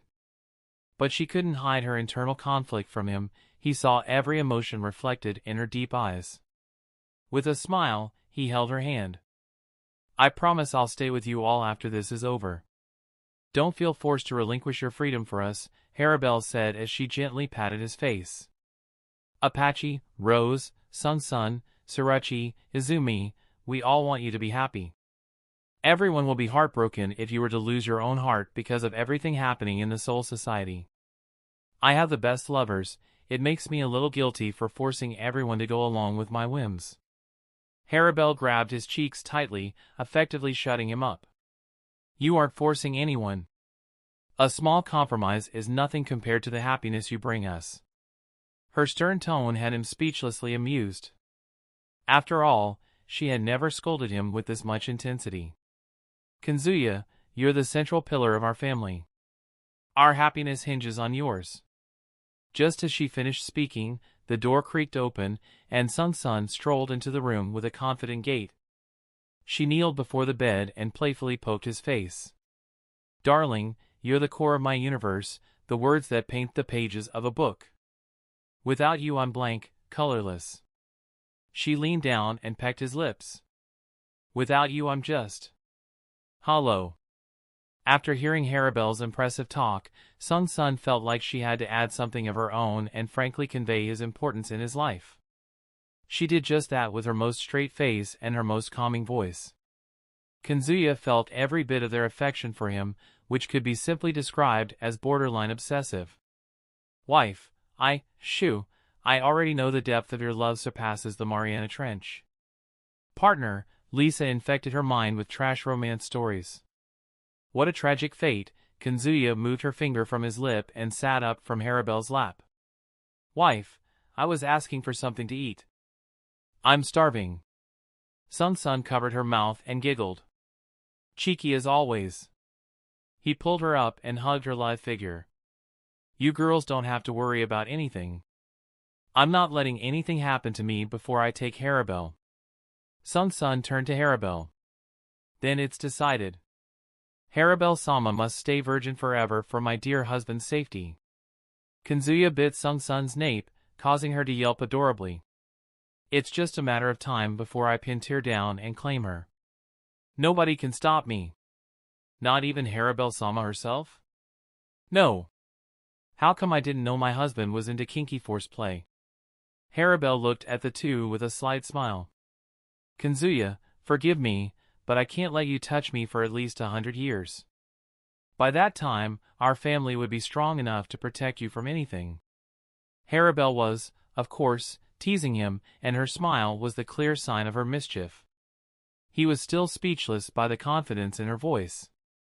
Using the opportunity, Sun suddenly pushed him down on the bed and straddled his waist. Husband, Harabel-sama enjoys teasing others now. She is learning from the best husband and wife in the world. True. By the way, why are we in this position? He wasn't dumb enough to not know Sun's intentions. Her sheer lust was greater than Apache and Mila Rose's combined. She wasn't the type to let a great opportunity slide by. Licking her lips, she revealed a predatory smile. Because. She unzipped her baggy jacket and took it off in one smooth motion. Tracing her hands up her waist, she cupped her covered breasts and twisted her figure. Chapter 256 Crucible. The morning with Yoruichi had left Kazuya quite unsatisfied. 20 minutes of pure bliss with Sung-sun would completely flip his mood, but he felt a bit strange about having sex when Unohana sat just a floor below him. It can't be now. As he opened his mouth to reject her, he saw Harabelle pick up Sung-sun's jacket from the ground and put it back on her. Harabelle wrapped her arms around Sung-sun's waist and pulled up the zipper, covering the lewd snake in her baggy jacket. Save it for another time. Kazuya is tired today. Sung-sun gave Harabelle a wide-eyed look. Look at husband's eyes. Are those the eyes of a tired person? No, they are the eyes of a man who can't wait to ravage his wife. Kazuya cleared his throat. Tyr is right. I had a brutal training session with Retsu. Sung-sun placed a finger on her lips. I can do the moving part and the cleaning after. You just have to lie there and enjoy. Harabelle pulled at Sung-sun's ear, twisting it until Sung-sun got off him. No means no. Sung-sun faked a sob. Hick. No sex today, but triple sex when you return next time. Promise? Million yen promise. Be mindful of the time. Harabelle ruffled Sung-sun's hair before waving at him. In 20 minutes, I'll send Apache with some food. As soon as the door closed, Sung-sun returned to her previous position. She leaned down and began taking off his kimono. The lack of explanation for her aggression left him confused. Sung-sun was capable of many things, but disobeying Harabelle wasn't one of them. Wife, we made a promise to Tyr. I'm not breaking any. Just cooperate, husband. Sung-sun peeled off his shirt and made him lie on his front. Good. I'll be back in a second. She hurriedly dashed out of the room. Keenly listening to her footsteps, he knew she headed back to her room. What is she gonna do? As he waited for her return, his heart pounded with a sense of anticipation. Is she going to perform a cosplay BJ? Unlikely. Sung-sun returned not long after, carrying a vial of greenish liquid with a higher consistency than water. She poured a good amount in her palm and rubbed her hands, approaching Kazuya with a slightly devious smirk. Wife, what is that? Grapeseed oil. It's great for soothing tired muscles and relieving fatigue. Don't worry, husband. Lisa taught me very well. With a cheerful yelp, she straddled his lower back, adjusting until she found a comfortable enough spot for her butt. Then Sung-sun's hands, slick with the oil, began to work their magic on his tense shoulders. Her touch was firm but gentle, kneading his muscles. Lisa taught you, huh? Kazuya murmured, his voice slightly muffled by the pillow beneath his head. I thought she was only capable of teaching arrow stuff. Guess I underestimated her. Sung-sun chuckled softly, her fingers dancing along his back. She has grown from her erotic obsession. She is now obsessed with you like everyone here. And admit it. Despite all her flaws, you adore that silly bitch. The warmth of the oil and the rhythmic motion of Sung-sun's hands sent waves of relaxation through Kazuya's body. The tension he didn't realize he had been holding on to began to melt away. He closed his eyes, allowing himself to fully sink into the sensation. She is a fun woman to be around. Where is she, anyway? She leaned down, pressing a kiss to the nape of his neck. Training at Kisuke's new base with her masked friends. You and Izumi sparked something in her to get stronger. It wasn't just us. She also met Nanao recently. She hummed as she moved down his back, putting more pressure on his muscles using her thumbs. Lisa cares a great deal about that girl. Husband, forget everything about the world and relax your body. Show me how much you trust your wife. As you wish. He did as she said, allowing himself to let go of all the tensions. Her diligent efforts ramped up. Each stroke, each press of her fingers, made him feel more and more at peace. Time seemed to slow down, the world outside the room fading into insignificance. It was just the two of them, sharing a quiet, intimate moment that required no words. Lying there on the bed, he basked in the simple pleasure of Sung-sun's touch. Kazuya and Sung-sun were brought back to reality when the door opened. As he turned his head, he caught sight of Apache, who was wearing a maid dress and holding a plate.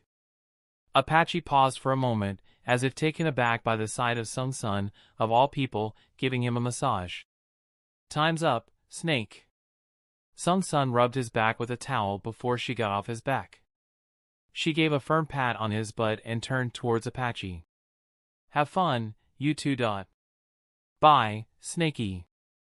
Apache waved, holding a plate in her hand. "Kazuya, let's eat." He sat up and stretched his muscles, which felt better than ever. Suddenly, he was hit with an enticing aroma. I'm guessing chicken." Apache smiled. "Yeah. You'll absolutely love it. What are you waiting for then? Give it to me." "Be patient, geez." Apache put down the plate before him. His eyes were immediately drawn to the beautifully presented golden brown cutlets on the white plate, which was in stark contrast to the white rice occupying the other half of the plate. "This looks delicious." I got it from a restaurant." Apache shook her head. "I'm working on improving." "Enough about that. Say AA." Taking the chopstick, Apache dipped a piece of chicken into the sauce and brought it to him. He unabashedly ate from her hand, savoring the juicy chicken peppered with spicy seasoning and tangy sauce. This is nice." "Heh. I knew you'd like this." Apache revealed a boastful smirk and brought another piece to his mouth. "Oi, Kazuya. Are most Shinigami in the Soul Society around the level of the Juchas?" The only people she met from the Soul Society were visored captains or vice-captains. It had painted the wrong picture in her mind. She mistook the Soul Society as this massive organization stacked to the brim with powerful Shinigami. No, 90% can't even kill a normal hollow on their own. It's only the 10% that are a pain in the ass. Apache frowned. "That's so pathetic. I expected more from them." What would happen if the Hollows united and attacked the Soul Society in perfect coordination? Do Hollows stand a chance? Kazuya contemplated her question for a second. It's possible if someone took out the big hitters on the Soul Society's side. "Why are you asking, though?" Apache's eyes gleamed menacingly as she smirked. "So there's a chance. Dear, are you planning to lead an attack on the Soul Society?" Chapter 257 Crucible 3. Apache hurriedly shook her head at Kazuya's direct question. "Why will I be hostile towards the organization that took my lover away from me? I don't have any bitter resentment for sleeping alone in my bed while reminiscing about the old days. And I never feel annoyed every time I see loving couples on the street." She topped off her passive-aggressive comments with a nice, gentle shove of a spoonful of rice in his mouth. As she removed the spoon, he chuckled, despite knowing that it'd piss off Apache even more. He couldn't help it when she was acting so adorable. A deep frown formed on her face. "What's so funny?" "Nothing. Come here." He gently took the plate from her hand, setting it aside, before pulling her close into his embrace. "I know it's my fault." She buried her face in his chest, feeling the steady beat of his heart against her cheek. "No, it's not. You won't go away if the Soul Society didn't exist. It's their fault. They should stop existing. Don't hate the sword, hate the hand that wields it," he whispered. "I'm sorry for making you feel lonely. I'll forgive you on one condition. Apache has learned negotiation. My peaceful life is just over." She bit his chest as her arms wrapped around him tightly. "Come back sooner this time, or I'll wage war on the Soul Society. I'm dead serious." "I will." For the rest of his 20 minutes, he showered her with affection, making her forget every resentment. Right as the 20 minutes ended, Mila Rose showed up, wearing a blue string bikini with yellow floral patterns. Mila Rose playfully tugged at the strings of her bikini, posing in a way that highlighted her toned abs and stunning, slender legs. "Honey, let's go for a dive. This kitty is thirsty." She separated from him, shaking her head in disappointment. "You got to stop spoiling this weirdo." She'll get out of hand one day. The intention behind her words was crystal clear. She wanted to provoke a strong reaction from Mila Rose. Mila Rose slapped the wall, making the entire room shake from her fury. Fuck off, Apache. It's my time. I can do whatever the hell I want. Stepping away from the bed, Apache confronted Mila Rose head-on. Who the fuck swims at this hour? The lioness glared at the deer. I do. Do you have a problem with me? Apache flexed her fingers, cracking her knuckles, and twisted her neck. Let's settle it with a duel, then. I'll beat the crap out of you. Mila Rose snorted. We'll settle it tomorrow. I'm gonna go swimming today. Apache bumped shoulders with the lioness as she walked towards the door. Just as the door closed, Mila Rose lunged at him and wrapped her arms around him, giving him a bear-like hug that could have squeezed the life out of any normal human being. Kazuya. She stepped back and gave a wide smile. Did you feel that? My arms are stronger than ever. You nearly killed me with your grip. What's your secret? She thumped her chest before placing her hands on her waist. I don't know. I woke up with this feeling, like I could crush anything with my bare hands. Sun said I'm getting crazier. Do you think I'm getting crazier? He shook his head. Nah. My response exactly. Snake needs to stop being so self-centered. Anyway, let's stop wasting time. We have some swimming to do.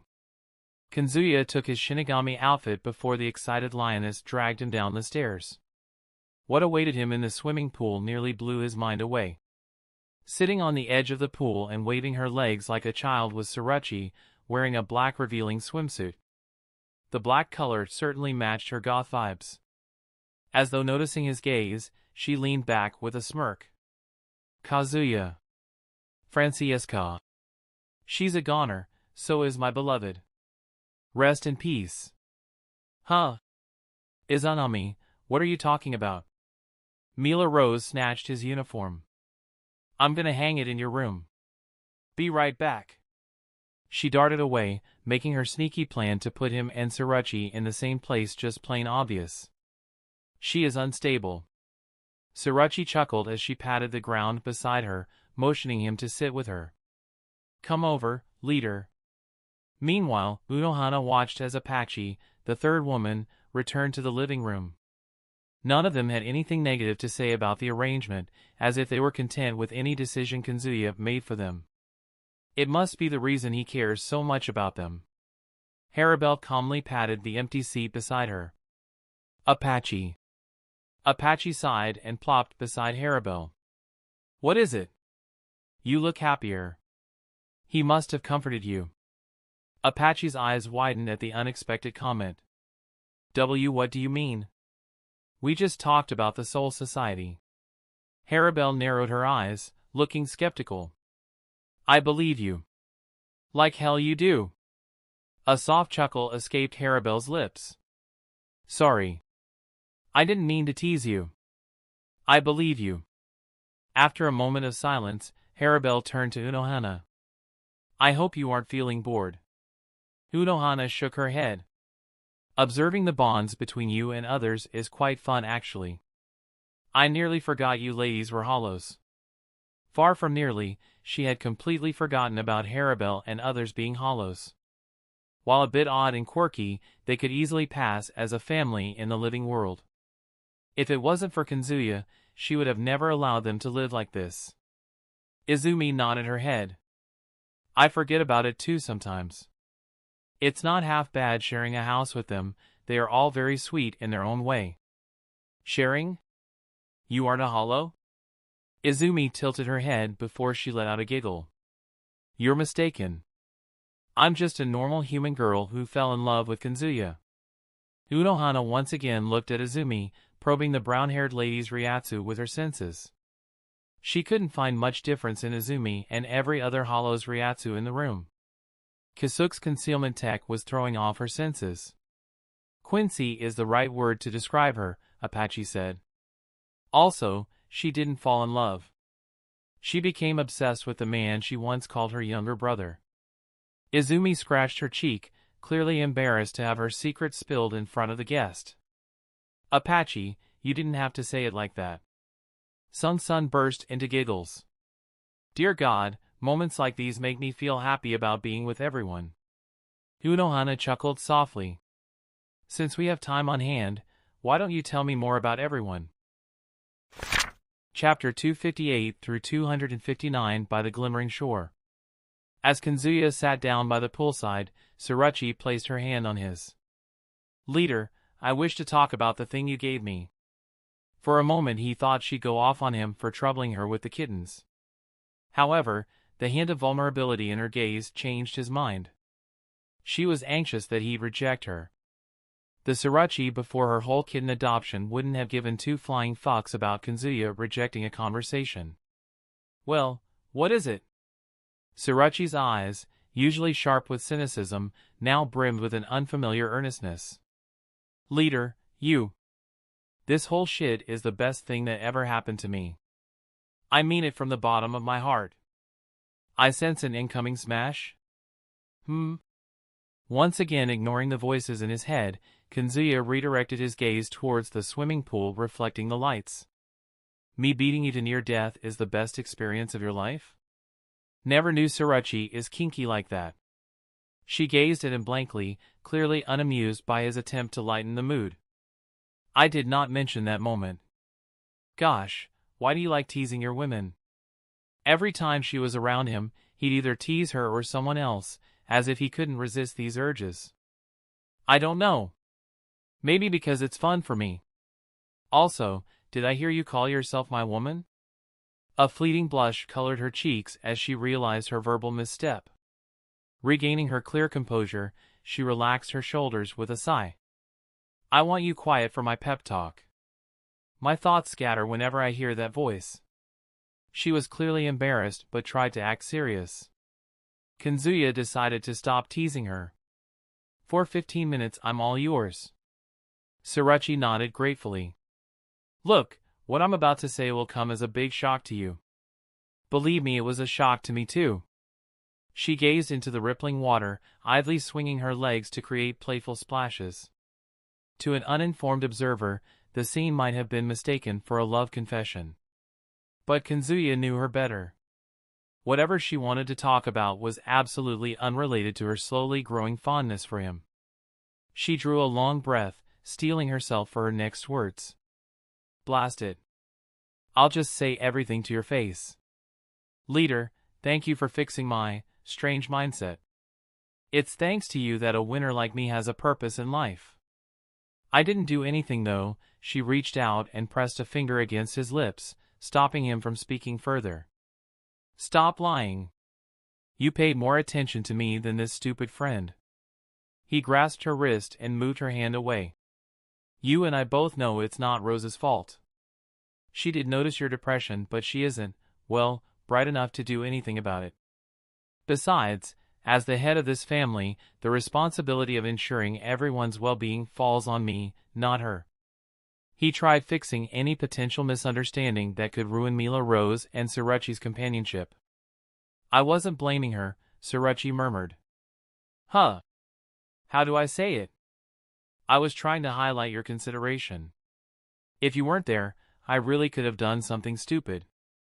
Like, his hand found its way to her hair, caressing her to ease her tense, somber expression. It's no use dwelling on the past. Yeah, you're right, Tsuruchi said, placing a hand on her heart. Let's focus on what lies ahead. Don't hesitate to call on me for anything. I'll lay down my damned life for you, if it makes you happy. A passionate declaration of loyalty from Tsuruchi wasn't what he had in mind, but he quite welcomed the pleasant surprise. Honestly, I'm flattered by how much everyone cares about me. Heh. Just don't let it get to your head. Arrogance was Barragan's downfall. I don't want that happening to you. Kazuya revealed a faint smile. The son of a bitch who can kill me won't be born for half a decade. Are you talking about Yhwach or Ichigo? Both. Tsuruchi shook her head, clearly not taking him seriously. Francesca, you can come now. The tiny whisper was all Mila Rose needed to charge back in. That was fast. I thought Surachi would skirt around the topic for 10 minutes and then take another 5 minutes to speak her mind. Surachi rolled her eyes. Blast off. I have more courage than you. All bark, no action. Mila Rose crossed her arms, shaking her head. If you had courage, you wouldn't be calling him leader. You'd call him sweetheart, my dear husband, etc., etc. Surachi stared at Mila Rose, speechless. What is wrong with you? Everything, Mila Rose declared and swiftly maneuvered onto his lap. Turning over, she gazed at him with a smile. Taking his hand, she placed it on her head. Pat me. Having come to expect such brazenness from the lioness, he barely had a change in his expression. Where did that come from? You do it to Yoruchi all the time. I want some of it too. He couldn't suppress a chuckle at her bizarre envy over such a simple gesture. His fingers brushed past her white headpiece and weaved through her dark wavy hair. As per her wish, he patted her head the same way one would pat a cat. Being with Yoruchi's company had at least taught him to discern between the right and wrong way of patting. Enjoying this? It's making me relaxed, she whispered, her eyes drooping. Kazuya. I'm sleepy. Within moments, she had drifted to deep slumber. Kazuya continued stroking her hair, albeit with negligible force. Was she up last night? I don't know. Surachi whispered absent-mindedly, shaking her head. My room is only for Yuki and Hana. The male kitten is Yuki because of his neat white fur. And the girl with vibrant orange fur is Hana. Her expression brightened as she educated the origin of her kitten's names. He couldn't help but smile. How much research did you do for these names? I just asked Sung-sun. She chose these names because of their rhyming with Yuki-onna. Her bizarre obsession with books can be helpful. Yuki-onna? You mean the spirit from Japanese folklore? Surachi nodded deliberately, recalling the details of her talk with Sung-sun. Yes, the youthful but dangerously beautiful woman with snow-white skin and a sharp, piercing gaze. She leads people astray in blizzards and does other horrible things. I feel a huge Yuki-onna energy from Unohana. There's something chilling about her. Am I making any sense? She may have lost her Espada status, but she very much retained her sharp instincts. Kazuya nodded. You're making more sense than you realize. Unohana is the definition of don't judge a book by its cover. I might not look like it now, but I used to be a competent leader. I was much more composed. Now, a few words from this dumb woman can tick me off. I have grown softer. I interpret it differently. You always had a short fuse. In your emo phase you stopped caring about anything. Mila Rose ticking you off is a sign that you care how others perceive you. You give a fuck about how I view you, which makes all my effort worth it. Do I? Yes, you do. She clicked her tongue, looking spiteful as hell. Blast, everything's because of you. Suddenly, Surachi lunged forward, her fingers cradling Kazuya's face. Without hesitation, she pressed her soft lips against his in a tame kiss that ended as swiftly as it began. A delicate blush colored her pale cheeks, yet she maintained their intimate position. You will take responsibility for seizing my first kiss. Hold on. That was your first? He couldn't believe an unhinged sadist like was actually inexperienced. Who else could I have kissed in Las Noches? Well, you had. Don't even suggest Barragan, she spoke in a heavy voice, her nose scrunching in disgust. I never had any intention to join his harem. Yeah, you guessed it right. I'm a virgin who never got to know the pleasure of intimacy. Don't have high expectations or any expectations. Her sarcastic tone was just a facade. She simply wanted to reveal her experience with relationships, and he might be her first and last. He shook her head. You have nothing to worry about. Everyone starts somewhere. You're damn right about that. I'll still teach you the proper way to kiss your lover. She leaned in, her breath warm against his skin as she brushed his lips with hers. As she drew back, a mischievous grin played across her lips. Pardon? I didn't quite catch that. Reminiscing about her old life seemed to have boosted her courage and confidence. I said you're a rookie at kissing. TCH. She loudly clicked her tongue. Trying to provoke me into kissing you. Still, I'll prove to you that I'm at least better than a rookie. True to her promise, she once again claimed his lips. She didn't take a swift retreat like the last time and sucked his lips. With her eyes closed and her expression melting from the kiss, she looked nothing like the menacing sadist he had first encountered in Hueco Mundo. She withdrew, her chest heaving and her half-lidded eyes filled with unfiltered desire. What about now? Her whispered question nearly escaped his notice as he was so entranced by these glimpses of her true self, but she reminded him of her reason to kiss him in the first place. She gently patted his face. Hey, would you still call me a rookie? A little. She shut her eyes and let out a sigh. Be honest with me. Am I worse than Rose? Her question drew his mind into the sweet memories of Mila Rose and her passionate kisses. Recently, she had been like a kitten, mewing and licking him during their lovemaking. Surachi's approach was too tame to rival her friend. So that's why she wants to improve. Surachi didn't feel worse for being bad at something, she wished to be better than Mila Rose. She cupped his face with a smile that didn't quite reach her eyes. You will help me improve from a little to great. Right? I will. But any reason to speedrun improvement in specifically kissing? There is a reason. Mila Rose has all the qualities I think a good mother needs. She is my standard, so to speak. If I become half as good as her, I'll be a good mother to my kittens and OR children, that is if hollows are even capable of having children. Using Mila Rose as a standard for a good mother sounded weird. But then again, the lioness was overprotective, eager to support others, and most of all, she wanted to make her family happy.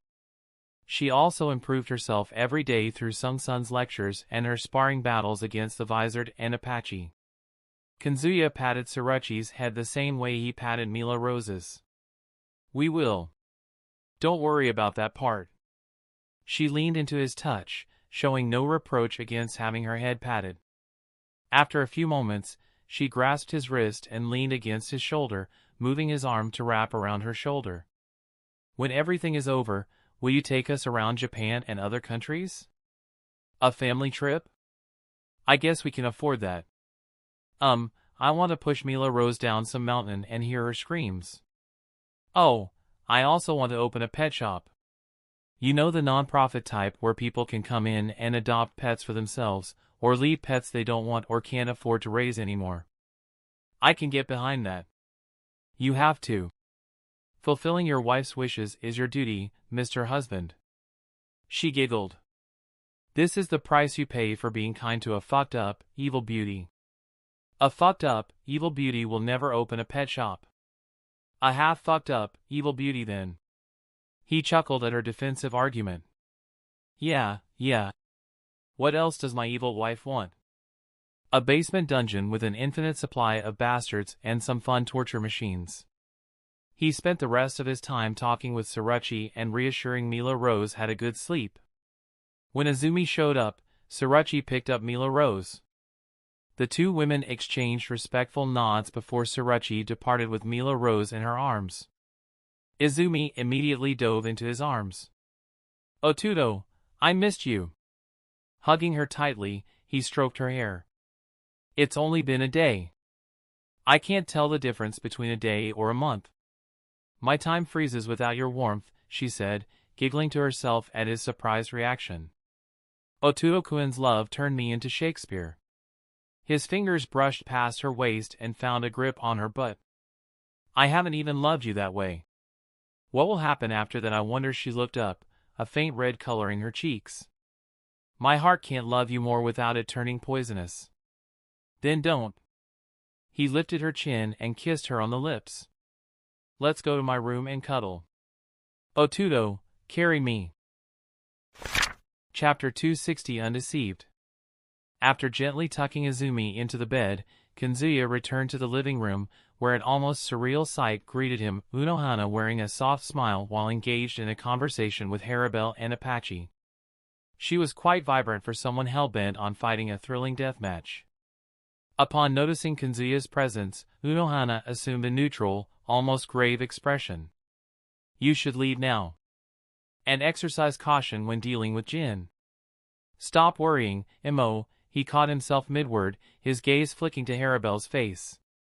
The bronze-skinned lady's gentle smile remained the same, but her eyes had gone completely blank. "Cough, Aunt Retsu. I know how to handle guys like him." Haribel relaxed noticeably at his correction. She wouldn't let anyone steal her title away from her, regardless of their identity. There could only be one mommy in his life. "Excellent, Kazuya. Are you going to change in your room?" "Ah, about that," he said, shifting his attention to Sung-sun. "Get me something from your wardrobe." Although he was taller than her in his other form, Sung-sun's clothes would be the easiest fit for him. Sung-sun's eyes sparkled with barely contained excitement at being entrusted with this responsibility. "You needn't ask, precious. I'll make you the sexiest darling in the world." "I don't need to be sexy. Just get me something comfortable." She thumped her chest with a sincere look. "Then accompany me to my room." A short while later, Kazuya emerged from the mansion alongside Haribel. He, or rather his female form, cut a striking figure in a black, full-sleeved hoodie and dark blue jeans, a stark contrast to Haribel's attire of a pale blue turtleneck and white jeans. In no time they were at their destination. Jin stood alone on the bridge, carrying his usual, creepy smile. "You came after all." The false sweetness in his voice was masterfully done to lure strangers into disarming their guard around him. It'd have worked wonderfully if not for his fox-like smile. Nah, partner got edged again and again without a chance to relieve all this growing tension. "Nami, you're taking away father's focus. Stop being a nuisance." Kazuya waved Jin off, fully knowing that Jin saw him as his comrade-in-arm for revenge. "You told Haribel you can bring Aizen to Hueco Mundo. Was that true or not?" "I have no reason to lie." Jin's smile vanished in his thin air, and his eyes slightly opened with an unquestionable seriousness. "The real question is, how certain are you about killing him?" "Well, if we cut every escape route, I can guarantee his death." A straight, no-nonsense question demanded a straightforward answer, and Kazuya gave that to Jin. Jin nodded, satisfied with his answer. "I'll look for a way to cut off his access to the Senkaman Gate, which shouldn't open in Hueco Mundo. Still, just in case. You can also consult Kasuke on the matter. His expertise in these subjects is close to unparalleled." Despite being on the opposite sides, Jin had respect for Kasuke. Kazuya crossed his arms. "I'll take care of that. One more thing. Aizen has forces in Hueco Mundo. A group of Arancars he calls Espada. You should take care of them before bringing Aizen there. Should be pretty easy for you." Jin didn't want Ulquiorra or anyone else's interference. For that to happen, the Espada group had to be out of the picture during the battle. Kazuya narrowed his eyes. The possibility that Jin was manipulating him into eliminating the Espada to clear his own path to Aizen flickered through his mind. However, the chances seemed minuscule. Jin had always lacked the confidence in his ability to fight Aizen. Jin closed his eyes with a coy look. "Don't stare at me intently, beautiful. I'll get charmed." Kazuya clicked his tongue. "I'll take care of Espada too." Another encounter with the nihilistic Ulquiorra, while less than appealing, was necessary. He glanced at Haribel, who showed keen interest in the conversation. "Jin, why don't you contact us in 2 weeks? Unohana's training, wiping the growing Espada group, and creating a device to contain Aizen in Hueco Mundo shouldn't take more than 2 weeks." Jin paused for a moment, thinking things through in his head. "Aizen will have his Shirkai repaired by then. It's not like you'll have any problem with it. Yeah, I'll find you or this woman in 2 weeks." As Jin spoke, the gears in Kazuya's mind turned. It seemed Jin had contemplated killing Aizen while his Shirkai was out of the picture. However, such a plan would introduce far too many variables, the most concerning being the increased risk of Aizen evading their carefully laid trap. "I'll see you then." Jin pivoted on his heel, offering a casual wave as he began to walk away from the bridge. "Wait, Jin Ikimaru. Do you know anything about a freak with long nails named Muramasa?" Jin froze in his tracks and looked around with a surprised expression. "How do you know about Muramasa?" "He ran amok in Hueco Mundo, feeding on hollows. On top of that, he nearly killed my friend. Do you know where he is hiding?" "Ah, so you were the hollow Muramasa ran away from." Jin chuckled. "He is now in cahoots with Aizen." "Where is he?" "Hiding in the caves outside the Soul Society. You don't have to worry about him invading Hueco Mundo again. He's busy gathering Zanpakuto spirits on Aizen's demand." Kazuya's brow furrowed in contemplation. He had to find Muramasa before he began his whole Zanpakuto rebellion and bring back the Zanpakuto spirits to their original masters. He also had to orchestrate this as though it were mere coincidence.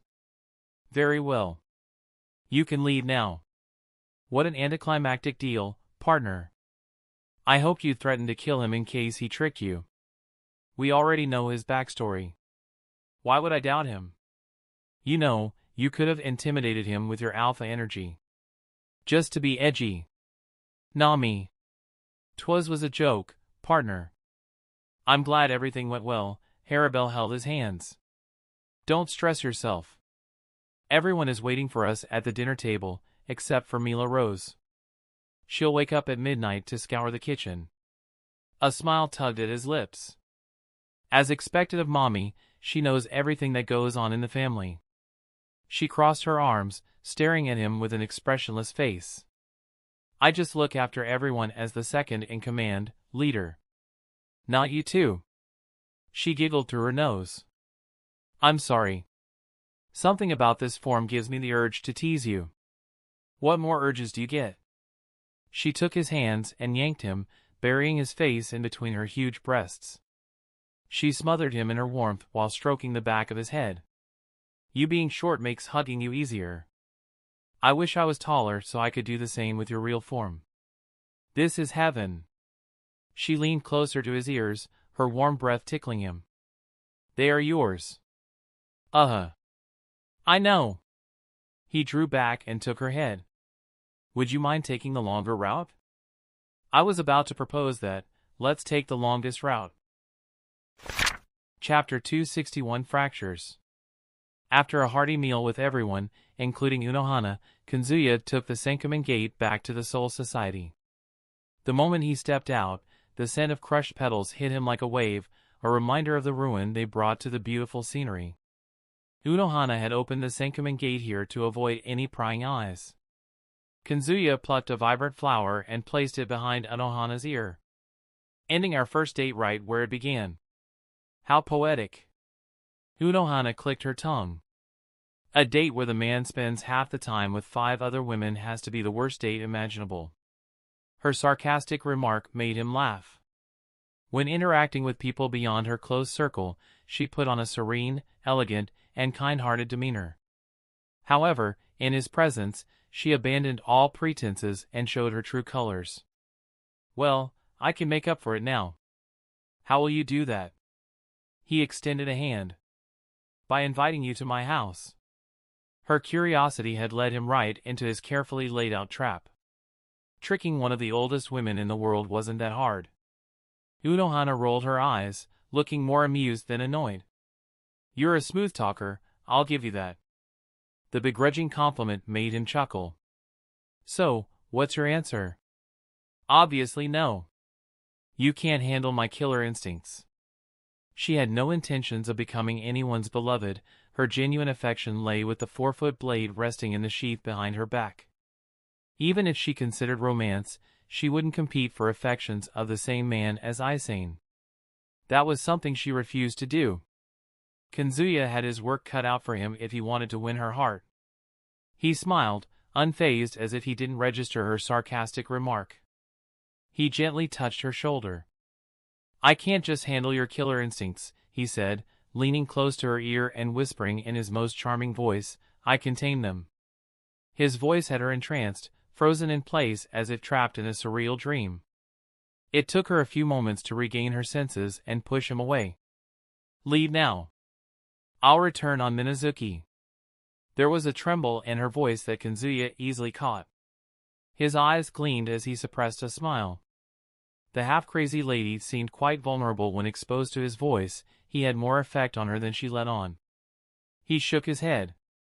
What kind of gentleman will I be if I don't escort a lady home at this hour? Kazuya-san, you needn't be concerned with my safety. I have the strength to defend myself. I'm well aware of your strength, Kazuya replied with a wry smile. I'm more concerned about any unfortunate man who might cross your path. Don't kill any more, Unohana whispered, her voice carrying a hint of sorrow. Shaking off her creeping emotions, she looked at him and her lips curved upwards into a gentle smile. Rest the night. I want you fully invigorated tomorrow morning. Good night to you too, Miss Yachiru. Once Unohana departed, Kazuya made his way back to his residence. He noticed not one but 3 familiar spiritual pressures nestled within the boundary of his house. Our first guests. Not guests. Those are my wives. Right as he reached the doorstep, the door slid open by itself. Kazuya slid the door all the way, coming face to face with Momo Hinomori. Just one look at him brought a silly smile to her face. She stepped forward and meekly hugged him. Kazuya-kun, are you happy to see me? Of course. But aren't you breaking dorm rules by being here? The students weren't allowed outside the dorm at this hour. Momo coming here showed how desperate she was to see him. It was endearing in a way. Momo looked up, shaking her head. I took dorm granny's permission.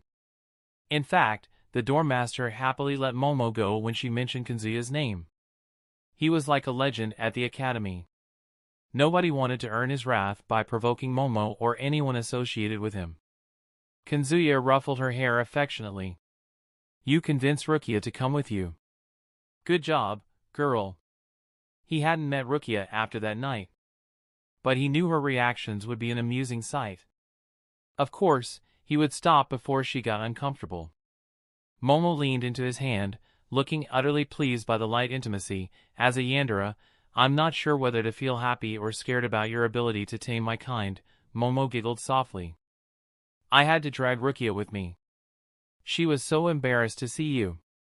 I'd never seen anyone with that kind of blush. Kazuya-kun, I think, Kazuya. Momo! Yoruichi roared from upstairs. Get here already. He rubbed Momo's head. Ya is getting impatient. Using Yoruichi's nickname was the right choice as neither Momo nor Rukia were acquainted with Yoruichi's original form. Whether or not they came to know about Yoruichi solely depended on her whim. Chapter 262 Isolated. Shortly after, the bed was occupied by all 3 women, Yoruichi casually lying on it, Momo sitting quietly on the edge, and Rukia attentively observing Yoruichi from her seat next to Momo. The cat girl seemed oblivious to the subtle animosity coming from the small girl with black hair, or she simply didn't care. Yoruichi waved her hand dismissively without bothering to move from her position. Kazu, take the guests to another room. I'm sleeping here. She acted more spoiled than before, partially out of laziness and partially to tease the ticked-off Rukia. Her nonchalant behavior accomplished her goal, splendidly so. Rukia's brows furrowed, a clear sign of her increasing hostility towards Yoruichi. Kazuya, who is this lady and why is she ordering you around? Momo pointed a finger at Yoruichi's tail. Shouldn't we ask about that? Why does it move like it's real? That too, but my question is more important right now. Okay. Kazuya looked at the friends with contrasting priorities. How long have you 2 been here? We just arrived, Momo replied before turning her gaze to Yoruichi. Rukia, she is ya. I met her on our hot spring trip. I'm not sure about their relationship. Momo would have made a connection between Ye and Yoruichi if it weren't for her cat form's masculine voice. Yoruichi's choice went against common sense on so many levels. Rukia snorted, eyes glaring daggers at him. This house has one bed, and she is sleeping on it. How hard is it to guess their relationship? Rather than jealousy, she felt anger towards him for cheating on Momo. The anger had seeped into her tone, despite her previous oath to act with composure. Momo glanced at him, pleading with him to put an end to the undesired conflict. Rukia-chan, we should go to the living room. Rukia swiveled to Momo with a surprised look. He is having an affair with this woman. Girl, why am I more pissed than you? Because you like me, Kazuya said with a smile. Also, Ye is my future wife. It'll be better for everyone to get along. Yoruichi, who had been acting disinterested until now, hurriedly sat up. When did I agree to be your wife? Kazuya chuckled. Ye is just shy. Shy my foot, Yoruichi snarled before lightly kicking the back of Momo's head. I'm Yoruichi, idiot. The black cat is my alternate transformation. This is my real form, how I was born. To further illustrate her point, Yoruichi jumped into the air and transformed into her cat form with a loud poof. See. I am Yoruichi. Startled, Momo and Rukia exchanged a glance before pinching each other's cheeks. We aren't dreaming, Rukia whispered. That black cat wasn't an old man but a lady. A beautiful one at that. Yeah. Momo nodded. Yeah, Yoruichi, we should have connected the dots. Yoruichi couldn't contain her laughter at the sight. Geez, you girls could have discovered sooner if you just asked yourself the question, why is a lecherous guy like Kazuya keeping an old cat? You'd have gotten your answer. Momo's eyes widened. I thought you mentored him. That's why you're important to him. The misunderstanding had prevented her from thinking too deeply about the wise talking cat. I only taught him minor things. In any case, I hope you all have a pleasant evening. I'm gonna sleep in the living room. Carefree and nonchalant, she hopped off the bed and made her way out of the room. Rukia rubbed the back of her head. She had something a lot on her mind but clearly lacked the courage to say it. Momo abruptly stood up and directed her finger straight at the door. I'm suddenly feeling thirsty. She hurriedly exited the room before anyone could utter a word. Kazuya knew that she had done this to give him some alone time with Rukia. Momo inviting Rukia to a threesome wasn't an on-the-spot idea, she had pre-planned everything to insert Rukia into a relationship with him. The clueless Rukia took a deep breath and faced him. His calm expression made her heart slow down, allowing her a chance to regain some much-needed composure.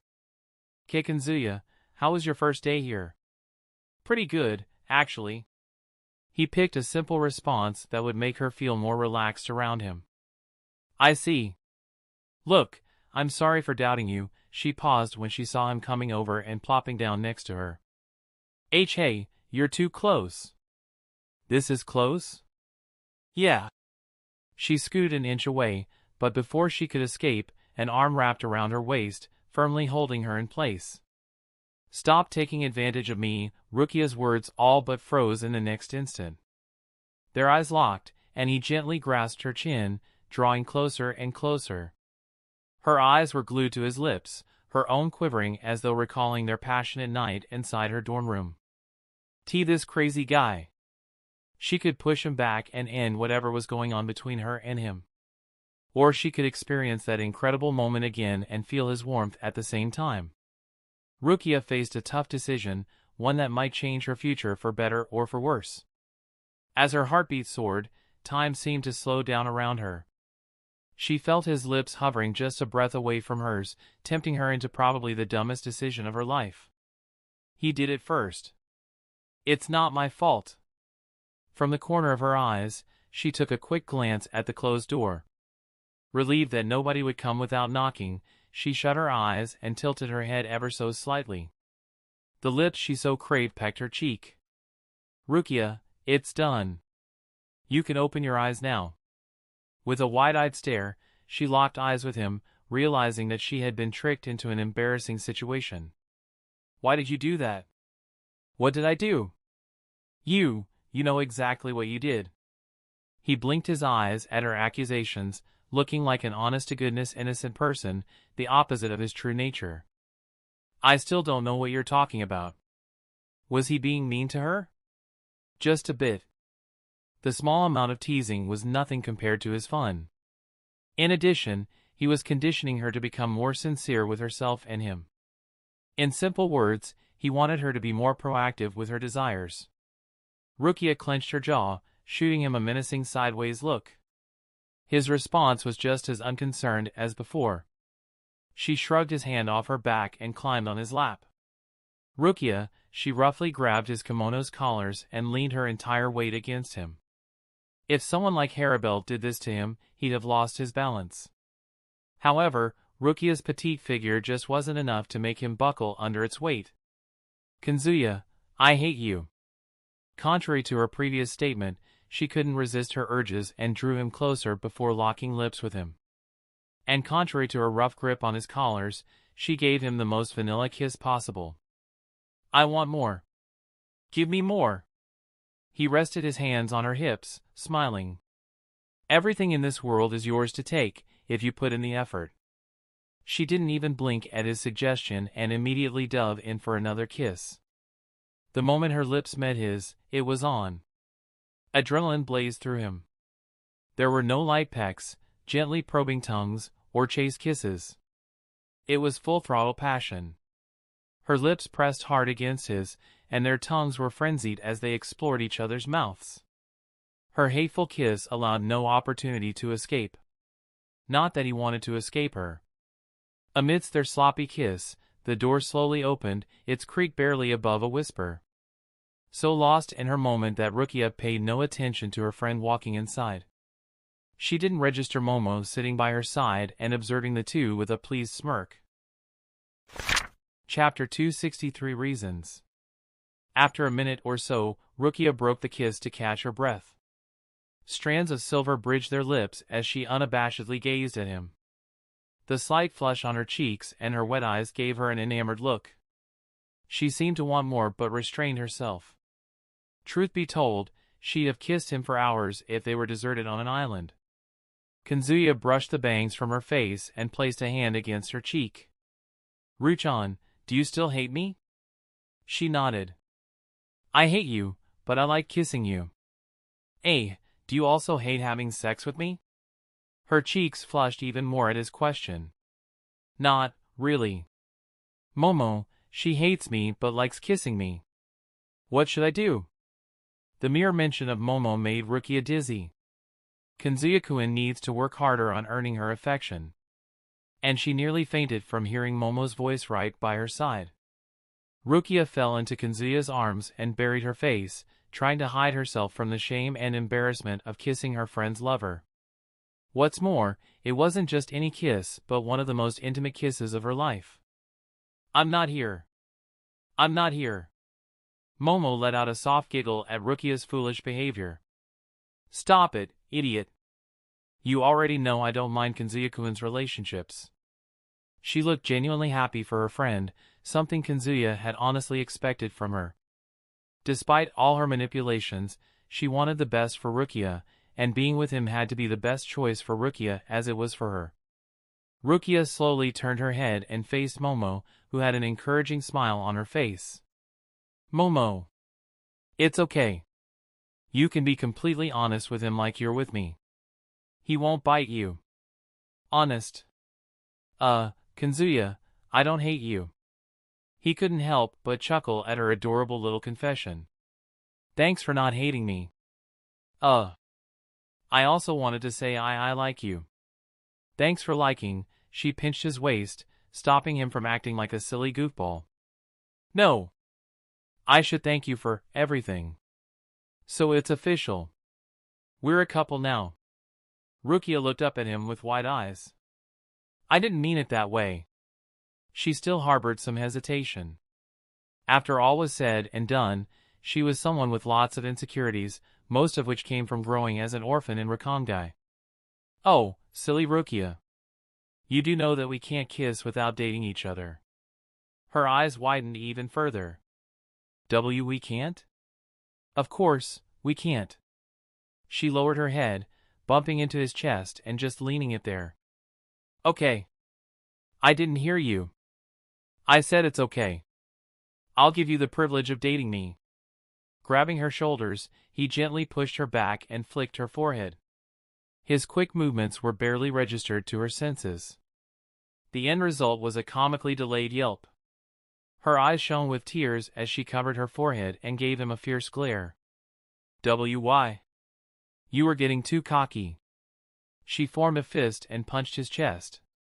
Despite her best efforts, she barely tickled him. You fiend! What are you made of? Water, carbon, ammonia, lime, phosphorus, salt, saltpeter, sulfur, fluorine, iron, silicon, and some 15 other elements. Momo, Rukia, you're staying over today. Let's have lots of sex. But, he cupped Rukia's face and pecked her lips. The only but we'll discuss is yours. The next morning, Kazuya was lying in bed, snuggled between Rukia and Momo. He had to get up, take a bath, and leave for the... But he felt a tad reluctant to leave the adorable pair. They might be too tired to attend the academy. He only took partial blame for their absence. Rukia, who was usually shy about intimacy, became an entirely different person when her horny switch got flipped. Momo was. Momo, filled with passion and love that was second to none. The two had too much energy and chemistry together, yet they couldn't hold a candle to his innate recovery. The result was several hours of passionate lovemaking. Oh well, time to get up. Wait a minute. Is that? He picked up the familiar ryatsu of someone who usually wouldn't be up this early. She approached him at a relaxed walking speed, giving him enough time to hop out of bed and put on some clothes. Pushing open the window allowed sunlight to stream into the room. The birds chirped as they flew by, bringing with them the scent of a fresh morning. The scenery only got better with the blonde lady walking down the pathway to his door. The blonde who used to have short hair but probably the biggest breasts in the 10th squad. Ranjiku Matsumoto. After trimming her hair to just below her lower waist, she looked just like how he envisioned her when watching the anime. The bimbo! Are we bimbo as well? Asked Tsubasa innocently.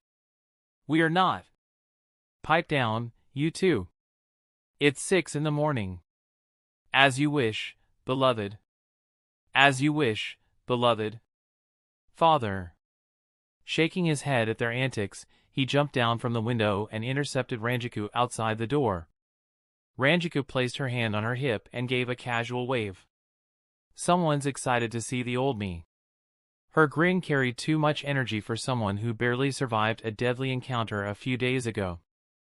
Then again, she must have gotten used to near-death experiences after all this time as a vice captain. He chuckled.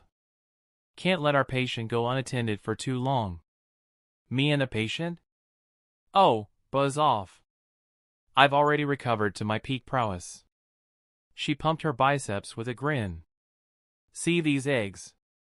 You think a patient will have that? Despite having formal training in swordsmanship and other combat techniques, she had almost no defined muscles. Muscles aren't an indication of good health. Kazuya shrugged before pointing at her breasts that nearly spilled out of her kimono. And the only eggs I see here are these. She playfully slapped her chest and burst into laughter, her breasts bouncing with each movement. Gosh, they aren't egg-shaped. More like inflated water balloons. Openly discussing the shape of her breasts was nothing new for Ranjiku.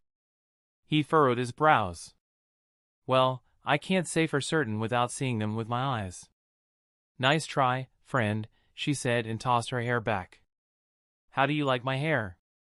I downgraded myself to a mortal from a goddess. Couldn't have everyone bowing down to me all the time. I like that confidence. I could say the same about you, she said with a cheeky grin, directing her gaze to the window above him. Momo and Rukia together. I knew those two would end up with you. I feel sad for Aizen though. Poor girl really like you. It was probably the first time Ranjiku had seen Aizen interested in a man. What made her even more regretful was her choice to take a passive approach instead of proactively helping Aizen. If she had acted sooner in bringing him together with Aizen, she could have stopped him from tying knots with Rukia and Momo. Kazuya revealed a faint smile, completely clueless to Ranjiku's regrets. I confessed to her yesterday. She isn't against my relationship with Momo or anyone else for that matter. Such a sweet woman. Ranjiku raised a brow, clearly skeptical. You can't be serious. No, you are serious. What the heck is Aizen thinking? She couldn't make sense of Aizen's decision to be with him when he already had Momo and Rukia. He stretched his arms before letting out a long yawn. I get where you are coming from. But Aizen didn't think about matters of the heart with her mind. Ranjiku let out a sigh. Damn it. I can't do anything if this is her final decision. Still, she was determined to drop by the 4th squad later to make sure Aizen wasn't making a hasty decision. Kazuya suddenly narrowed his eyes. Someone stalking us. Chapter 264 Fabulous Tea. Even with his senses, Kazuya couldn't pinpoint the exact direction of this stalker. Ranjiku, on the other hand, was completely oblivious. This stalker was very skilled at their job. Ranjiku, let's go inside. I'll treat you to some tea. I'd have preferred some alcohol, but tea is fine. I can't be too greedy. Kazuya opened the door for her. Do you never get tired of alcohol? Booze is love.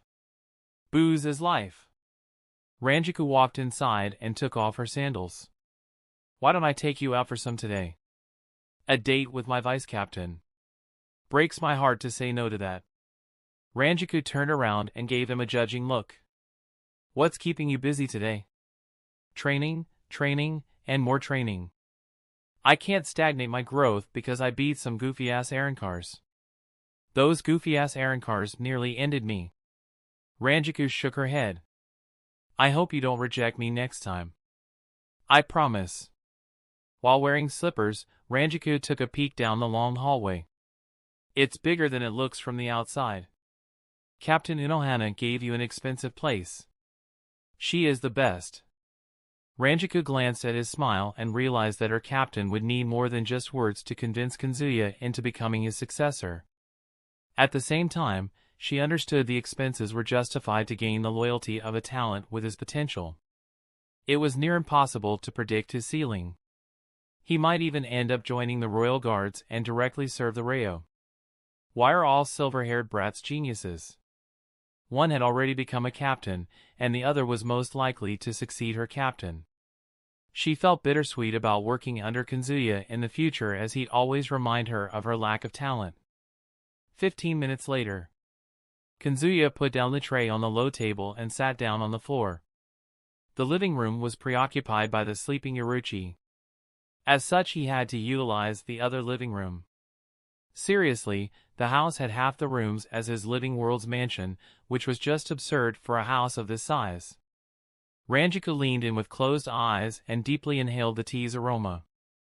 This smells heavenly. Let's see if it tastes half as good as its aroma. She picked up the teacup with both hands with more elegance and grace than Kazuya expected from her. Slowly bringing the cup to her lips, she took a small sip. Her eyes immediately lit up, and she continued sipping. With a final slurping sound to show appreciation, she put down the teacup. It was divine. The best tea of my life. How did you brew this? She only sensed his presence in the kitchen, so she knew the tea was brewed by his hands only. Oh!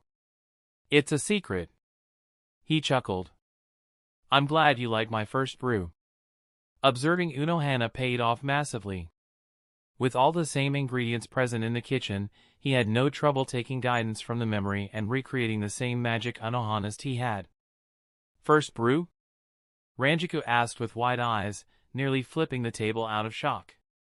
You gotta be kidding me. I'm not. He shook his head, revealing a smile. Let's just say I'm very good at observing and applying the said knowledge. Captain Unohana is the one you should praise. I have tasted Captain Unohana's tea. It's good, but not as flavorful as yours. She reached forward and grabbed his collars. Can I come here every day for tea? He scratched his cheek. I get it. Can we put it behind us and talk about why you graced my home? Rangiku went back to her seat and smiled. Can't I come to see my fellow Shinigami without an ulterior motive? Yes. Ouch, that went straight through my heart. Rangiku giggled and then suddenly put on a serious expression, the air around her shifting with her mood. I asked around for any clues about my missing Zanpakuto spirit. Can you guess what I found? More missing Zanpakuto spirits? She raised her brows in surprise. How did you know? Why, you must be the mastermind behind these incidents. Wait, is this the part where you reveal that the tea was drugged, and then I'll pass out and wake up in a dark basement? He flicked a Ryatsu bullet at her face. It's not a murder mystery. Ah, I watched a good one the other day. The Living World's theaters are amazing. Why don't we go there someday? You can help me choose some clothes and we can even dine at a restaurant there. What you're describing is a date. No, it's called hanging out with a friend. Besides, I'll cover all the expenses. You look desperate. Well, fine. I'll be your boyfriend. Rangiku narrowed her eyes, smiling. Good. Let's talk about the Zanpakuto spirits. So who else lost their spirit? Ikaku Madarame, the vice-captain of the 11th squad. Never heard of him. She let out a soft giggle. He makes some of the funniest faces. Yesterday, when we were drinking in the town, he brought up a lack of voice from his Zanpakuto recently. Then he blamed it on Hozokumaru being upset with him for not properly utilizing its strength. Kazuya nodded as he listened to her. I heard that the guys from the 11th squad don't treat their Zanpakuto spirit with proper respect. Although he knew that Muramasa was behind Ikaku's Zanpakuto spirit's disappearance, he had to act skeptical before Rangiku. Otherwise, she grows suspicious of him when he eventually ends Muramasa's plans. The alcoholic blonde had one of the keenest observation skills among her peers. Rangiku nodded her head. Yeah, I'm not really certain that Madarame is suffering from the same condition as me. But it's suspicious nevertheless. I see. I'll look into your matter when I'm free from my training. Rangiku stood up and fixed her kimono. That tea alone was worth coming here all the way. But I gotta go now or the captain will eat my ear off. See you soon. Once Rangiku left, Kazuya stretched and returned upstairs for a quick shower. As he returned to the bedroom, he heard a scraping sound outside the window. The noise would have eluded anyone without hearing as sharp as his. He picked his Zanpakuto from the bedside and carefully approached the window. That's the end of this tale for now. Thank you for watching and I'll see you in part 9. Peace.